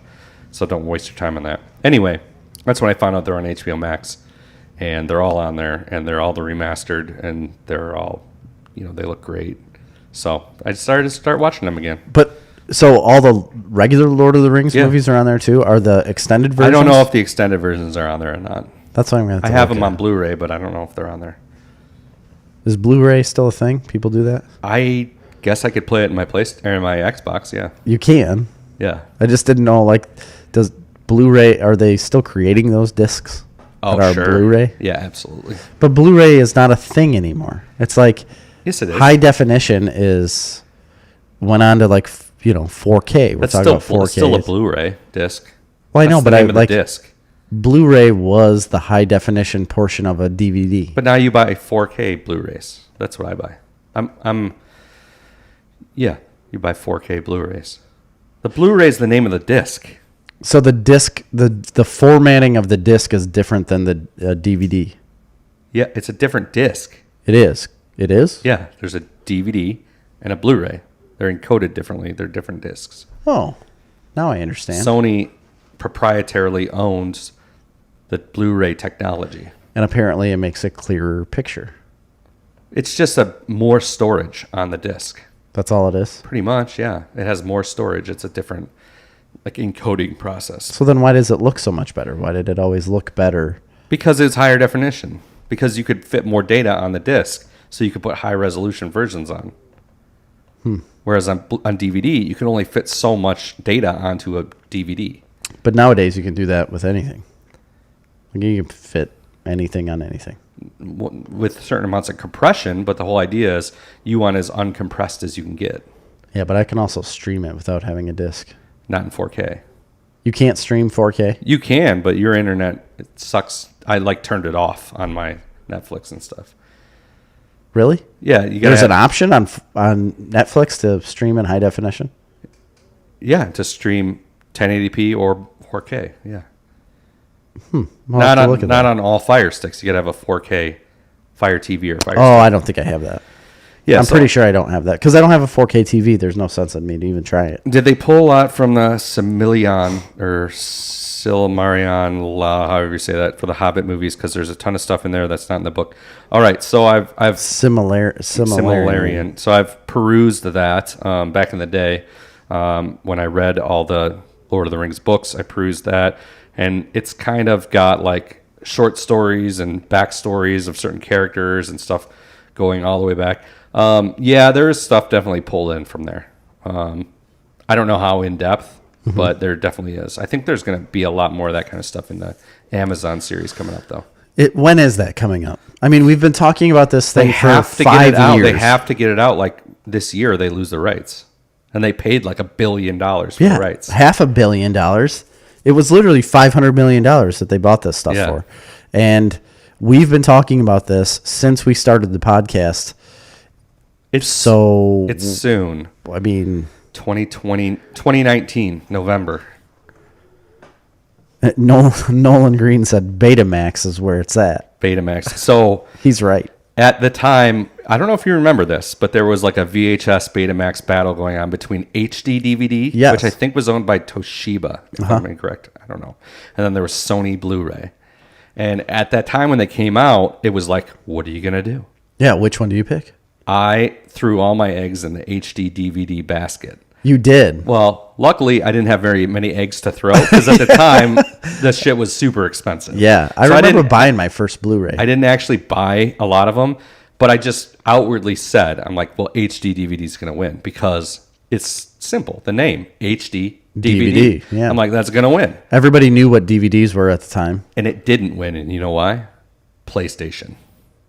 Really? I think so. I think Sony having the PlayStation is what put them over the edge. I think that's what put it over the edge. Interesting. I would have never thought about that. I wish I could pronounce it right, but the Silmarillion, whatever, is on my extensive to-read list. You could probably drop it off your to-read list. Maybe put it on your to-peruse list. Have you read it? I've perused it. You've tried to read it. It's difficult. Oh. It's difficult. All right, so what have you been watching, Jerry? Because we got a lot of Mandalorian speak to get to. Well, right, and we can basically get right to it because I haven't been watching much besides Schitt's Creek still. Just a couple episodes here and there. Yeah, and I've been watching that a little bit here and there too. That's all I do. A couple episodes here and there. There was some really good episodes. I'm in season 5. Oh, man, yeah, you're right. And there was a couple really heartwarming episodes in there. Oh, good. A couple really heartwarming episodes. Oh. Very nice. Yeah, I need to get more into it just to get to those episodes, and start watching them more. But last night I started watching Rebels really hard again, and I finished the third season finally.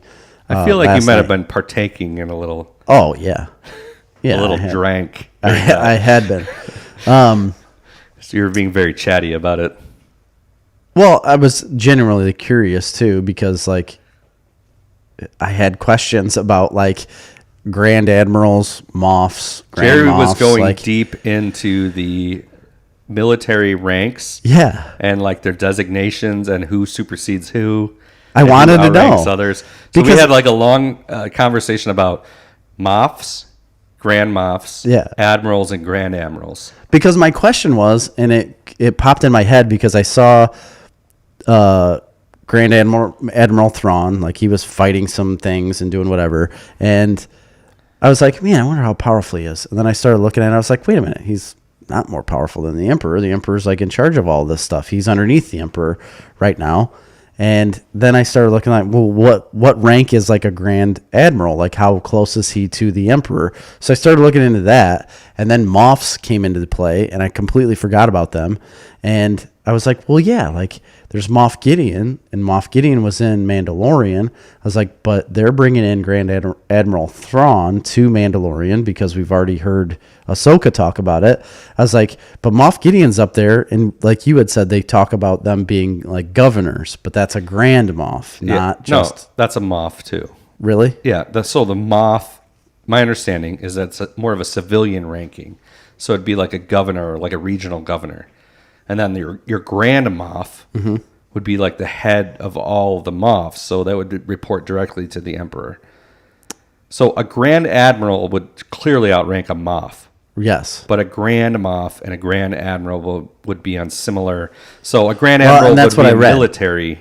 So they're a similar level of rank. They just control two separate sides of... Yeah, one's politics and one's military. Yes. That's the only difference. They need to work together, but Grand Admirals technically would have the authority to go anywhere and basically do anything. Right.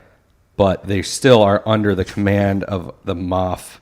Well, maybe not a Grand Admiral, but an Admiral would be under the command of a Moff for a region because they're a regional governor. And this is where I said to you, well, would you say an Admiral is a higher rank than the governor of California? Well, that's what I said. So you have I said, so let's say you have a general of the army, and then you have the governor of a state. Obviously the general in the army would have to work under whatever the governor's rule is within that state. But as the army as a whole for the United States can do whatever the heck he wants. He's only under the president then. Right. So he technically probably which is the same as the governor. Under a governor, unless it was superseded by orders from a president. Yeah. Similar to this. Yeah. So a military would probably report to a governor unless superseded by the emperor, or a Moff unless superseded. Yeah. But then we got into the Grand Moff turf, and who's a Grand Moff? That's where you got confused. Yeah, I did. Because you're like, so Moff Gideon would be similar to Grand Admiral Thrawn. I'm like, no, because he's just a Moff. I forgot that Gideon didn't have the Grand before it. Right. And yeah, so that's where... Like Grand Moff Tarkin outranked Vader. He did, but then I was reading things that he really didn't.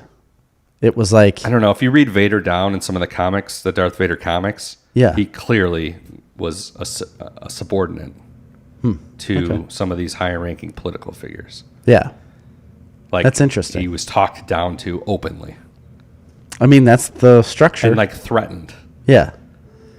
It is what it is. I mean, everybody sees Darth Vader as, like, the big bad, like somebody you can't go above, but in the Empire, there was a structure there. And if you do hold a higher rank, it is what it is. Even though Darth Vader was like the right-hand man to the Emperor, that doesn't mean you're above somebody else because of your rank. Right. So just like in our military, in the Imperial military, for ground troops, it would still be generals. So you could still have theoretically a grand general. Yeah. And then admirals would be in command of ships. Right. So... Anyway, we got deep into that conversation. And then you started Twin Suns. I did. Yeah. Which you just happened to be on the episode, and you brought it up. And so I started watching it at that point. I'm like, oh, you realize this is a big episode. Yeah, and that's when I texted you. I was like, well, I'm an idiot. Because I immediately was like, there's so many plot holes with this. And then watched the actual episode and realized I was so dumb. Yeah. Like, I'm so dumb. I shouldn't assume things. How'd that fight scene work out for you? It's so great. So quick. It's very quick, but all of that episode was so fun. You know what the best thing about that episode is, and I guess it's spoilers, we're not giving away too much. Watch Twin Sons season 5, episode 20 of Rebels. Yeah. It's season 3. Season 3, sorry. Yeah. Episode 20. You really get to see what a older Obi-Wan who's been sitting and studying the Force. Yeah. Like how much he surpasses.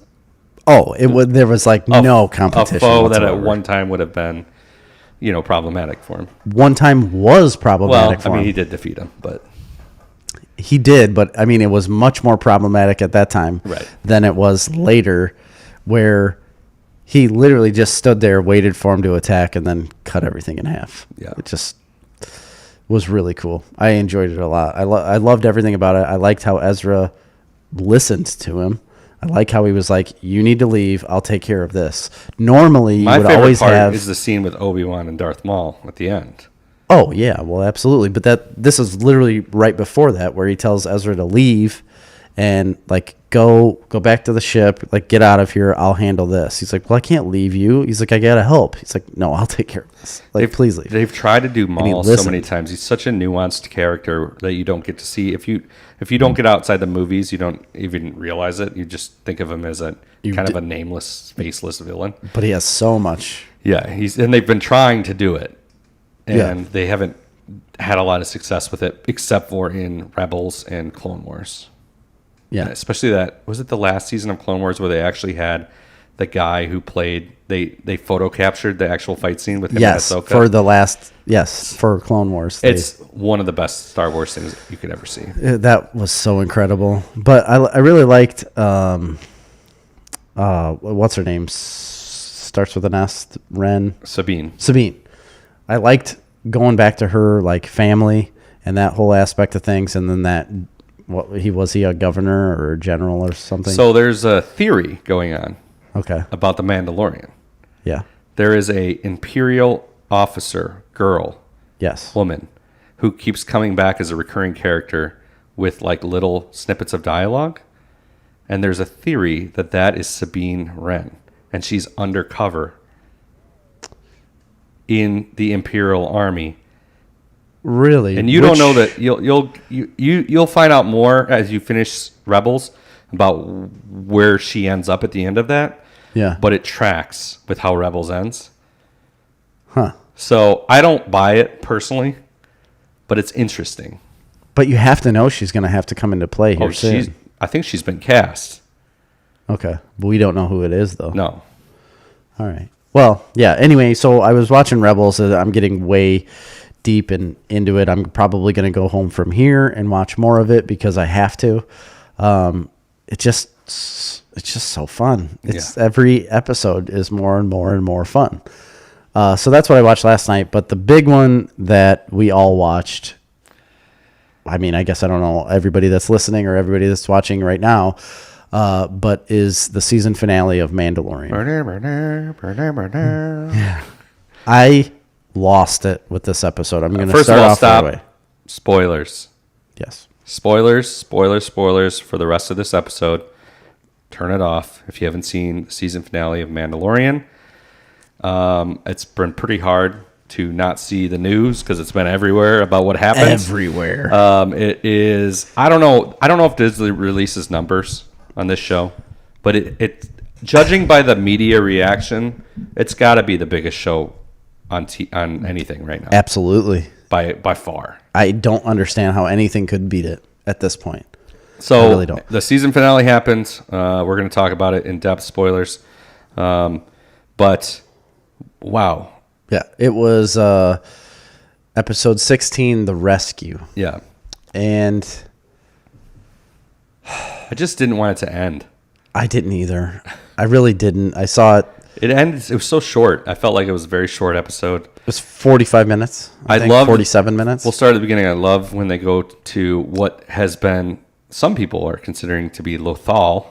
Yeah. Where they go to get Bo-Katan and the other chick. Yeah. Not the guy Mandalorian. He ain't there. No, I don't know. Where is he at? I don't know. He wasn't with them. Anyway, they go there, and there's a great scene between Boba Fett and all of them. Because they're basically... There is a scene where Bo-Katan outright calls him a clone. She says, I've heard your voices 1,000 times before. That part blew me away when she said, I've heard your voice 1,000 times. That was amazing. And it's such a callback to the cartoons. It is. It is absolutely a callback to those cartoons. These things are so important. Clone Wars and Rebels are so important to this story that you have to watch them at this point. At this point, and I wouldn't have necessarily said that up to this point. No, you didn't. It's a must. Before The Mandalorian came out, even the first season, even when the first season was out, you had said, like... It will help. You can enjoy Star Wars for what it is right now just by watching the movies and whatever. It would help if you did watch the cartoons, but it wasn't a necessary part of Star Wars, really.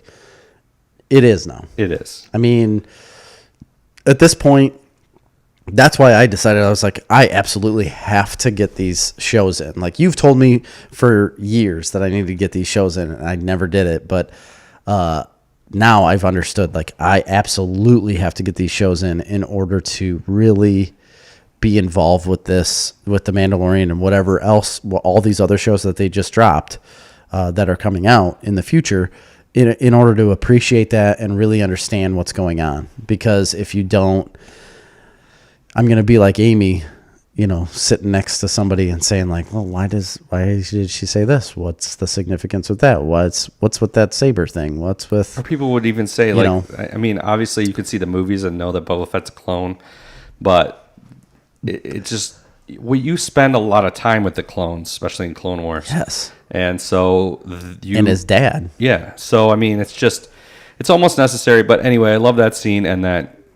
Like, it was a super tense callback that she basically calls him out. Yeah. Well, and it's a super backhanded compliment because he's the only genetic,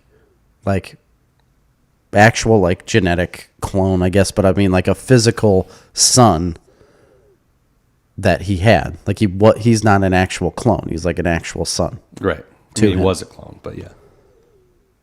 But I mean, like he had him like an actual child. No, he was a clone. No, I thought he was an actual child. No, Boba Fett was a child, but he was a clone. They gave him Boba Fett. That was one of Jango Fett's payments for giving his DNA for the cloning program, is he asked for an unaltered clone.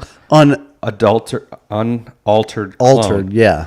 That didn't have the advanced aging, that didn't have the Order 66 in his brain. He was unaltered. So he was a straight, exact clone of Jango Fett. Okay, I took that wrong then. I thought it was like an actual kid that he had prior to the cloning process. No, they created Boba Fett for him as a child. So he is a clone. Yeah. He is Jango Fett, essentially. Yeah, he is. Absolutely. But, yeah, I mean, I just thought that was amazing. And then just some of the random gibberish Mandalorian insults that he's spouting. I have no idea what he's talking about. So. No, back and forth. It was like back and forth banter because right now you technically and Jango Fett wasn't a Mandalorian. No. Technically.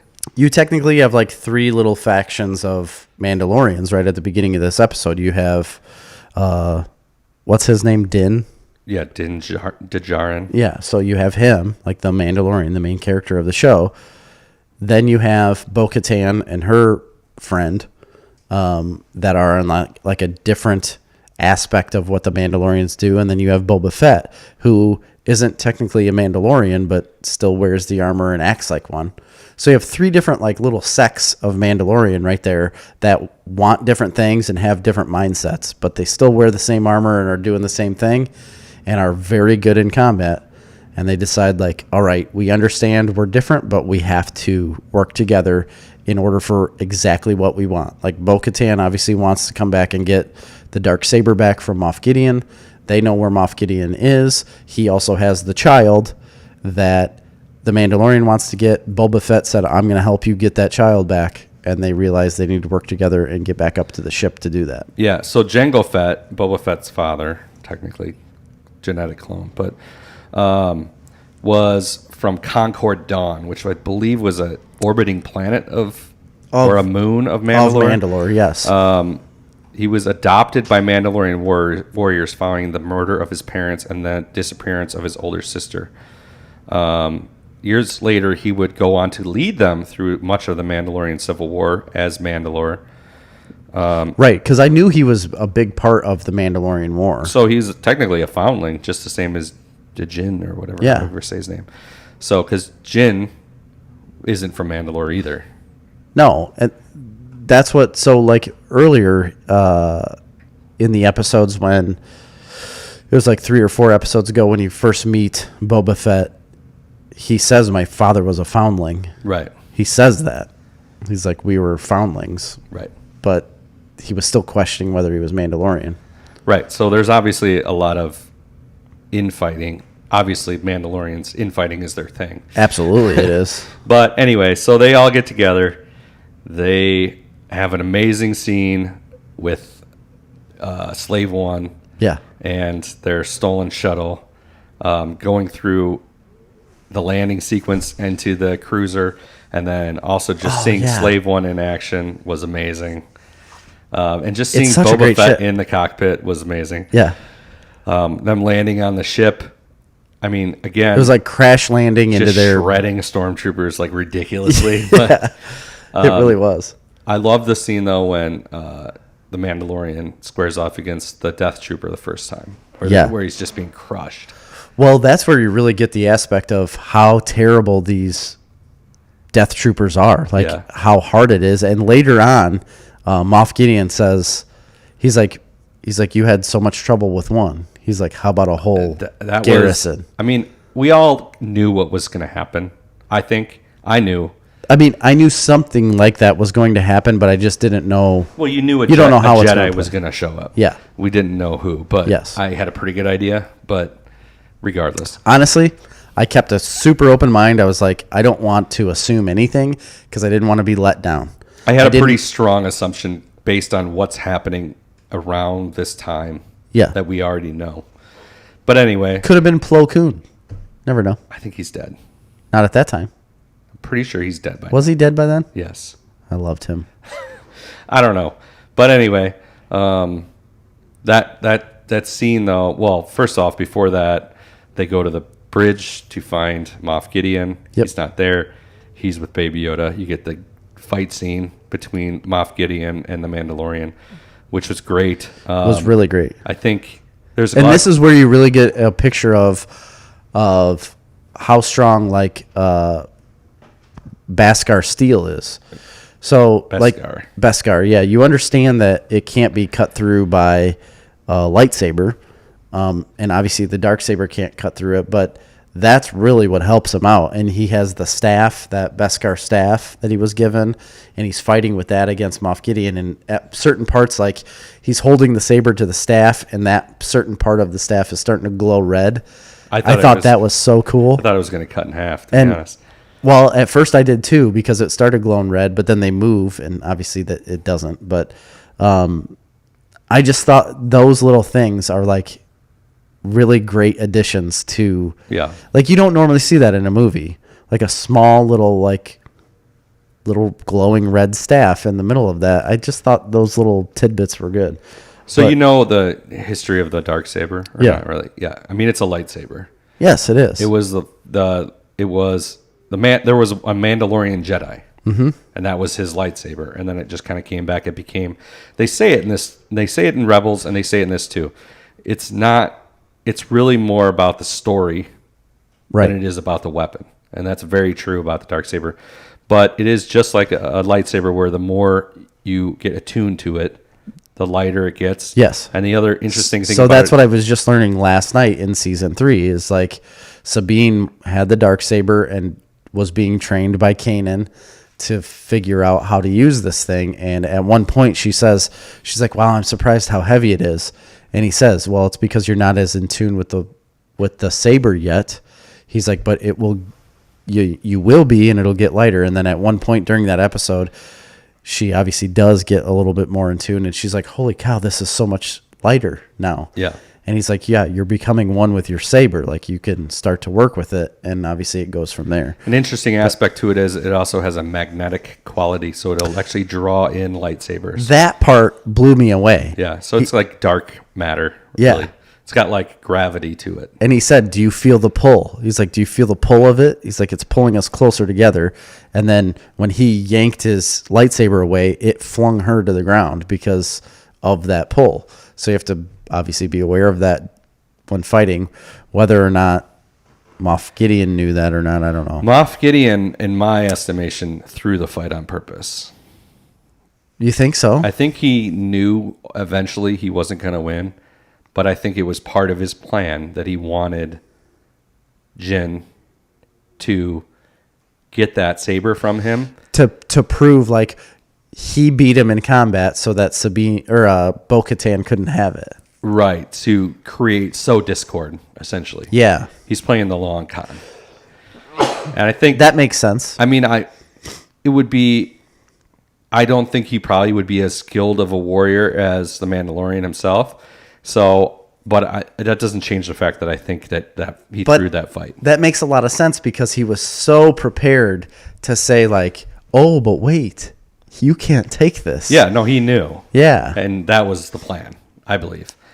A lot of great Giancarlo Esposito. And so that could have been the plan because he was so confident that his death troopers were coming back on the ship. Right. To take everybody out, which they would have. Right. You know, they would have destroyed. I mean, skipping ahead, I was hoping that like the Mandalorian was going to come from the other direction while the Jedi was fighting and start taking and helping him. Like there was going to be like a moment but there was no moment where any help was necessary. He didn't need any help now. Anyway, so great Giancarlo Esposito, is that right? Chewing up scenery, lots of great monologues. Oh, yeah. He's so great. When they get back, the tension when they get back to the bridge between that whole scene with the Darksaber and Bo-Katan, so that tension, and then also the tension of the Dark Troopers coming back. And punching the door. Palatable. I mean, yes. A lot of before that, this episode seemed a little slow. It wasn't necessarily slow. There just wasn't much to it. Yeah, I felt like it was just very cut and dry. Seen a lot with Mandalorian episodes. Yes, there wasn't much to it. Like, okay, you get to Moff Gideon's ship. They do the whole thing like crash land, and then the Mandalorian's going to come out after them and go a separate way to try to get the child. They do all that. It was just relatively like cut and paste. Like, we knew what was going to happen, and they get to the bridge and Moff Gideon wasn't there. I think it seemed like a little MacGuffin-y convenient that he could pull a handle and suck all the Dark Troopers out. Yes. I mean, that was a little bit disappointing part. I think they made them, I mean, they did it on purpose to make them seem like horrendous foes, to make it, to set up later in the episode how simple they were dispatched. Yes. But they did make them maybe a little more imposing than I would have liked as droids, essentially. I don't know. It didn't bother me at all. No, it's fine. So that scene was all great. Obviously, when you see the X-Wing fly in. So, yeah, before that. So they're in the bridge. Like, that all happened. He fought the Death Trooper. He fought Moff Gideon, beats him, brings him up to the bridge.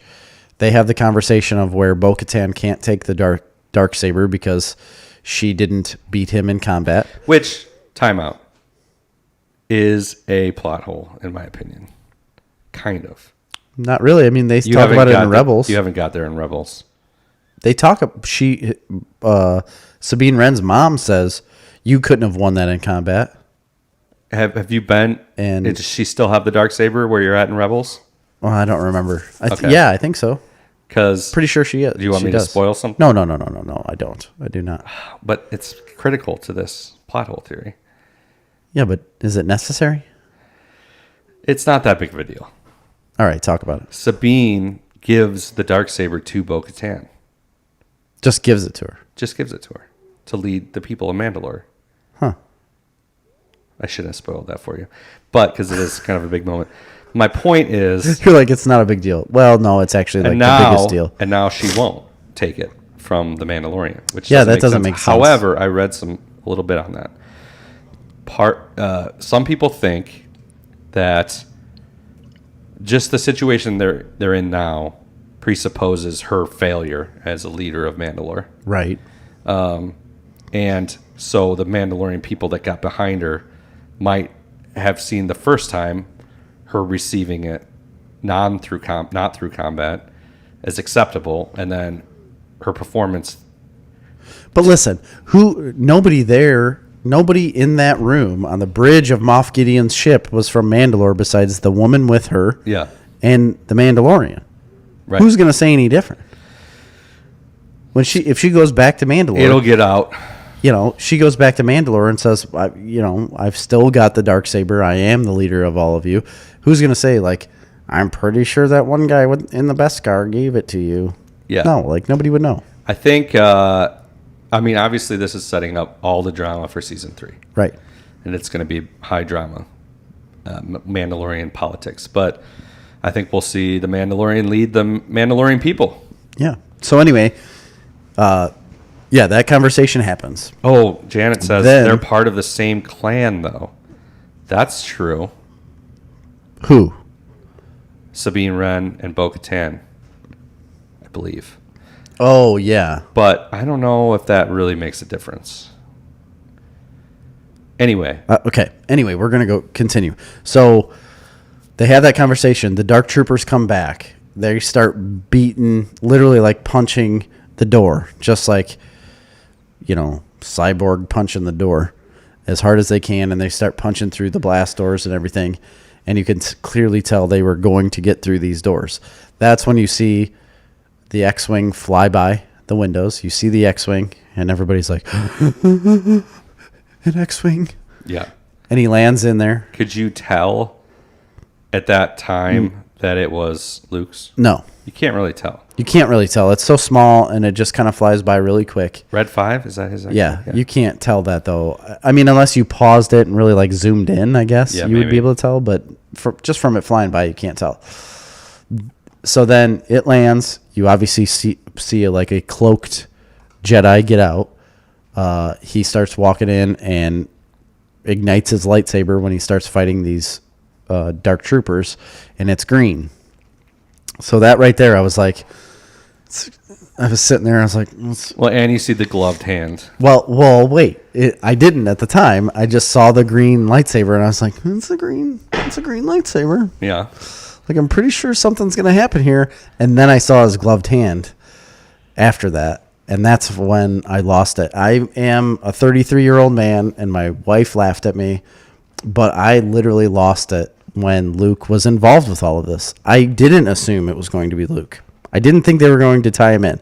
All because of the 3 movies that have already happened after, like the 3 movies that just came out in the last, 5 or 6 years. I didn't think they were going to tie anything into that. I really didn't. I didn't believe that Luke could be involved with this series. But watching him fight those dark troopers and then come in and have conversation with Din to get the child and say he's going to train him, and then the whole interaction between Baby Yoda and him and R2D2 and R2D2, I lost it. I sobbed like a child over a TV show. And then so I watched that on Friday night after we recorded, and then Saturday morning at 8 o'clock in the morning, I told Amy she has to watch this show, and I did it again. Yeah. I cried again next to my wife, and she looked at me like an idiot. What are you doing? I was like, you don't understand.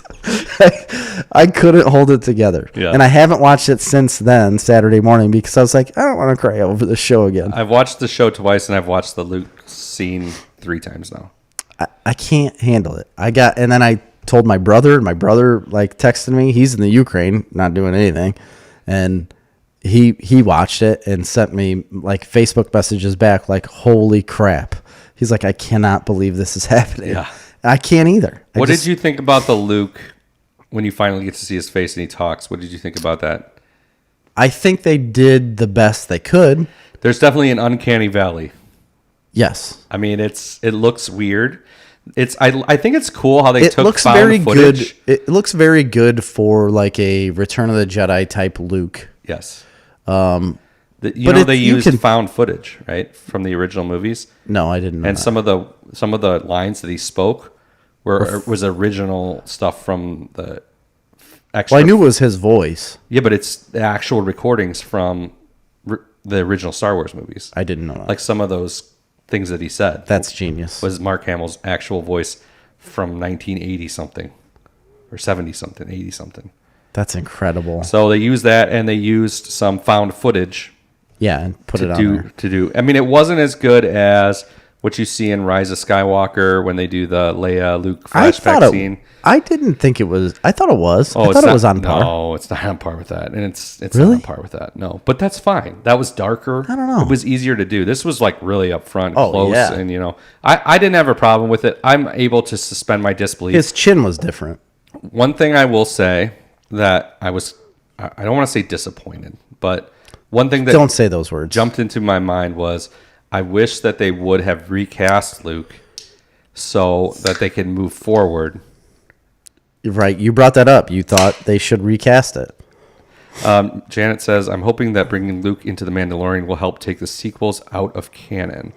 Right. So I think a lot of people are hoping that too. I don't know that that's going to happen, but... So there's a lot of talk of that, but there's also talk of it being unnecessary to even take it out of canon. I don't think it is. So you can leave those where they're at, because from the beginning of what's it called, Force Awakens, to the end is like a year. Yeah. It's literally like 1 year for those 3 movies in their timeline that's passed. That's all it is. It's a very, very short amount of time. It's not much time at all. So you can, even if it's 5 years, it doesn't really matter. Like you can kind of shove those off to the side, because the bigger aspect here of Thrawn's like overarching plan doesn't really need to have that. It's kind of like we have a long time. We got 20 years, whatever. Exactly. It's kind of like, okay, you do whatever you need to do over here. Like the Emperor can do whatever he needs to. I'm not worried about that. This is the direction we're going. Right. And if they can make 10 years worth of movies that take place over a year or two.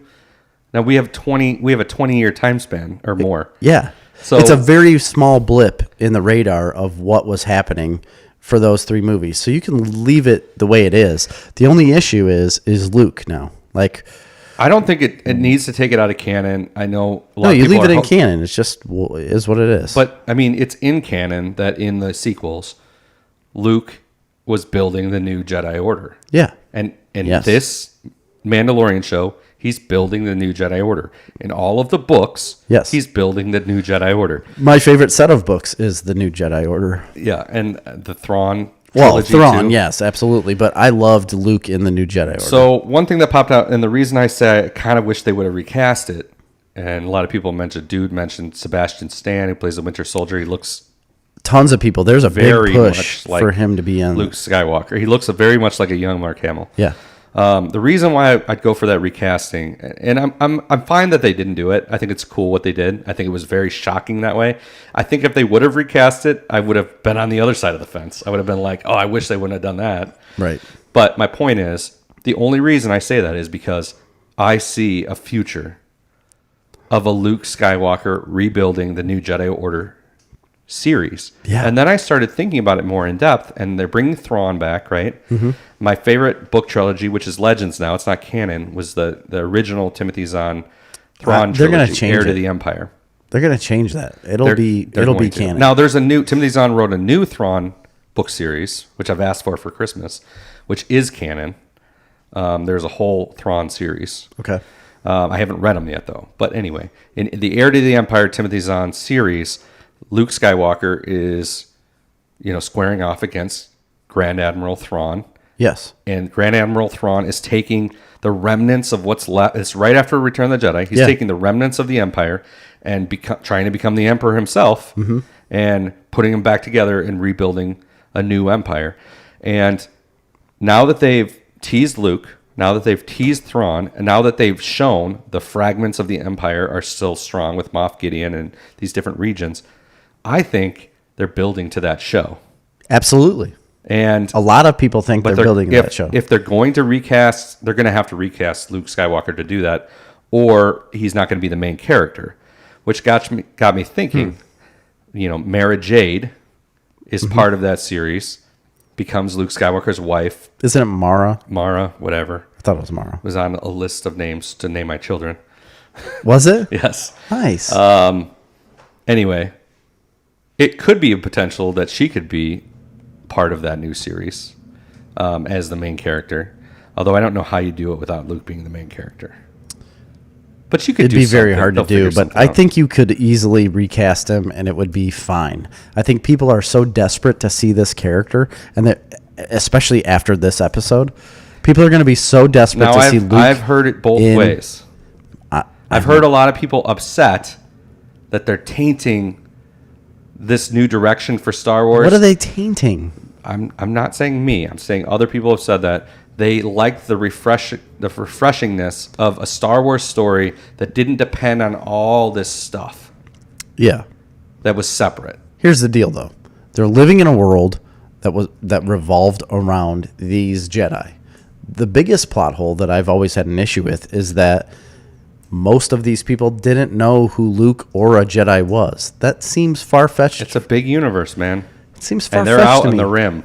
It seems far-fetched to me because the entire empire that you already know about that just collapsed, they knew about the empire. They know people that worked for the empire. They know people that died from the empire. They know people that revolted from the empire. They knew all of these things about the empire, and then the empire collapsed. And you don't know how or who collapsed the empire? But think about that seems silly. Think about this. You barely would know the name of some high-ranking general in China. If they overtook our world, now take 100 galaxies away from here. That's how big the universe of Star Wars is. Well, I understand, but it's the war is also that big. It is, but it isn't. On the outer territories, like... Okay, regardless. So what I was going to say is like... now I lost track. About... I don't know. I want to see Luke in this. If they can make a show like that. A different show. Yeah, a different show. It doesn't need to be... It's not going to be in the Mandalorian. He's not going to be in the Mandalorian anymore. Call it New Jedi Order and have it be Ahsoka, Luke, Thrawn... Yeah. All of that stuff going on over there. We got Ezra Bridger coming in the mix. Leave the Mandalorian stuff. Leave the Bo-Katan, the Mandalorian Boba Fett, Sabine Wren. Leave them over there fighting for Mandalore. We clearly see that they've set it up this way. They are going to have crossover episodes. They are going to have a crossover big bad. But they have not announced that project. No, they haven't. But you can clearly see that this is going to cross over. But they are still going to be their own separate shows, separate stories, which is good. But I like the fact that Luke came into play because it plays right into what the Star Wars world was. Grogu, the child, can't go to just anyone. Like, it can't just be an unnamed Jedi that you've only read about in a random, obscure comic or something, you know? Like, it can't be that way. It wasn't going to be Ahsoka. We already know that. It had to be Luke. And she's not a Jedi anymore. Right. She's removed herself from the Jedi Order. But it had to be Luke. And what I loved about him getting on the ship is his overwhelming dominance. So it shows you he's a master. He looked exactly like Darth Vader. It finally showed you the master that he was, because you never get that from the movies. I really believe that they spent a lot of time trying to figure that out. Trying to make him look like Darth Vader. Yes. Trying to make him look like the son of Anakin Skywalker. Yeah. And you put up on our social media the side-by-side, or the Darth Vader was on top and Luke was on the bottom of the fight scene from Rogue One and the fight scene for Luke in The Mandalorian, and how similar. I mean, you can see the styles are different. Vader is always very straight up and down and very stiff with just one hand, blocking. Luke is a little more dynamic and moving around, but not a lot. Not a lot. You can see there's a little bit of difference because there should be. It's a completely different style of combat. Yeah, because you have dark side and light side. But Luke and Darth Vader have similar styles of combat, is what I'm saying, and they do in the movies too. It's just one way of sword fighting. And if you go deep into Star Wars, you understand that there's different forms. Yeah. Oh, yeah, like absolutely. these are known things. There's different forms of lightsaber It's not just combat. It's just not Star Wars. It's like actual sword fighting and fencing. And like there are so many different styles. They have the same style of fighting as compared to like Ahsoka, which is completely different. Right. Or other Jedi who are completely different. So, Maul, Obi-Wan, Qui-Gon, like all of them, Mace Windu, whoever. Like they're all so different from each other on how they fight. Yeah, for sure. Some are much more acrobatic than others. Yeah, Yoda. Obi-Wan's kind of the mix of all. So he's got the power. So Luke and Darth Vader are very much power. It's power. Yeah. Ultimate power. Versus finesse, which is a lot more Obi-Wan. Yeah. Things like that. So Nolan says Heir to the Empire was great. Correct. Yes. It's one of my favorite book series. Bing, bing, bing, bing, bing. You got that one. And so anyway, after talking about that, I started looking it up, and turns out the rumor mill is churning with some leaks from some Disney people that's exactly what they're doing. They're creating basically Heir to the Empire with Thrawn as the center villain, and I don't know how you do that without Luke going forward. So you have to have him. I have no problem with recasting. It doesn't bother me at all. When they recast Han Solo, I thought the guy did a great job. Mm-hmm. Listen. Yeah, they've already done it. Do you want the stuff or not, people? I want all of it. Mark Hamill is 70 years old. Do you want... No. I want him to voice things. If he could voice things, that would be fine. Recast the character. But what's important is the character, not the actor. I agree with you. I mean... To a point. To a point. Yeah. But we don't get him anymore. That's the thing. Like Mark, you're right. Mark Hamill's 70 years old. We're not going to get him to play in this not at this age role because of the age. You can't have him in there. It is what it is. To play late 50s, as what they did when Kylo Ren. Sure. So that's the later only on. down point about saying, okay, they need to film that stuff now. That could stay in canon is because you know the eventuality of the New Jedi Order. Right. And that's Kylo Ren's destruction of it. But we don't know the details of that. And that's a long ways away. Yeah, that's a real long ways away. So I'm just... And do they bring in Leia and like Han's kids and stuff like later on? Do they do that? See, I don't know. They can't do that really.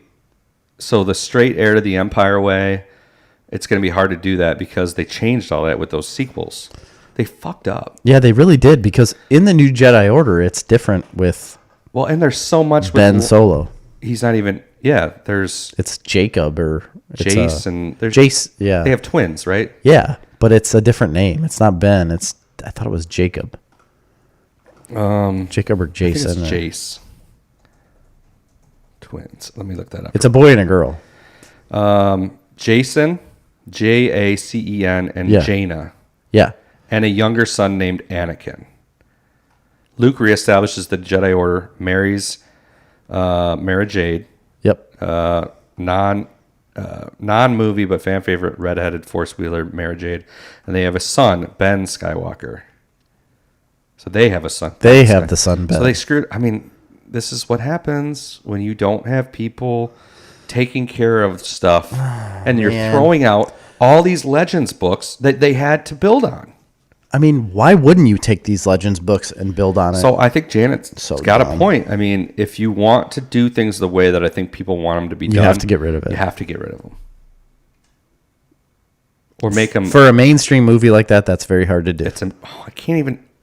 Or we just all ignore they happen. Just ignore it. Because I already have. I already have ignored them. As soon as this episode came out and I saw Luke do what Luke does, and they played it out right, and everything was like the stars aligned, and everything happened the way I wanted it to, I forgot about those movies. I'm to the point where I don't want to show Grady those last 3 movies. We finished with Return of the Jedi, and Amy was like, "Oh, when are we starting the next 3 movies?" I was like, "I don't think we're going to. We're going to start The Mandalorian. I don't think we're going to watch these because they're non-existent in my world anymore." I agree. And I hate to say that. I'm not the person that usually is like... They served their place for us at that time. Right. And now that time is over. That time is over. And we have a new world coming towards us. We have so many good things coming to us, Star Wars wise, that is going to be better and more, like more on par of what the story needs to be. I'm happy about it. I think we don't need. I don't know that we need more Han and Leia. No, I just thought with like the new Jedi Order sort of things, just go on in their the own future, with that. Eventually that I don't could see happen. them doing that with Luke, not with, to be honest, but and not with the Thrawn stuff. Like, it's not going to happen. Not anytime soon. Yeah, I don't know. It's such an exciting time to be a Star Wars fan, and this just propelled it to it's propelled an already amazing thing to a world of like, what if, It's exciting. It's an exciting time to be a Star Wars fan. I'm just going to sit back and I'm going to let them Star Wars all over my face, So that's what I watched. The Empire was great. And by Luke, I meant the clone made from Luke's hand he lost in Cloud City. That's right. They do. Oh, he put Luuke. They do. They do some cloning. There's more than just from his hand, though. Nolan, you're into things, I forgot man. about that. So they did several clones, and this is what they're doing with the whole Grogu thing. Yes. But that is a part of that series as well. And they do make Force-sensitive clones from Luke's hand. Yes. But they do it from something else, too, and I can't remember what it is. There's also a big theory going on. Which is similar to the blood, like the Empire taking the blood from the children to make clones. They're clearly setting up part of the Empire. That's what they're doing. Because if anything other than the shattered Empire remnants being re-brought together by Thrawn, I mean, this is what they're doing. Yeah. So I don't know how far out it is. It might be 3 years out. I don't know. But it's reread the books. I'm gonna. I mean, they're not canon technically, but but they are. But they can do whatever the hell they want. I mean, really. So yes, they absolutely can, as long as they use those books as like a guide.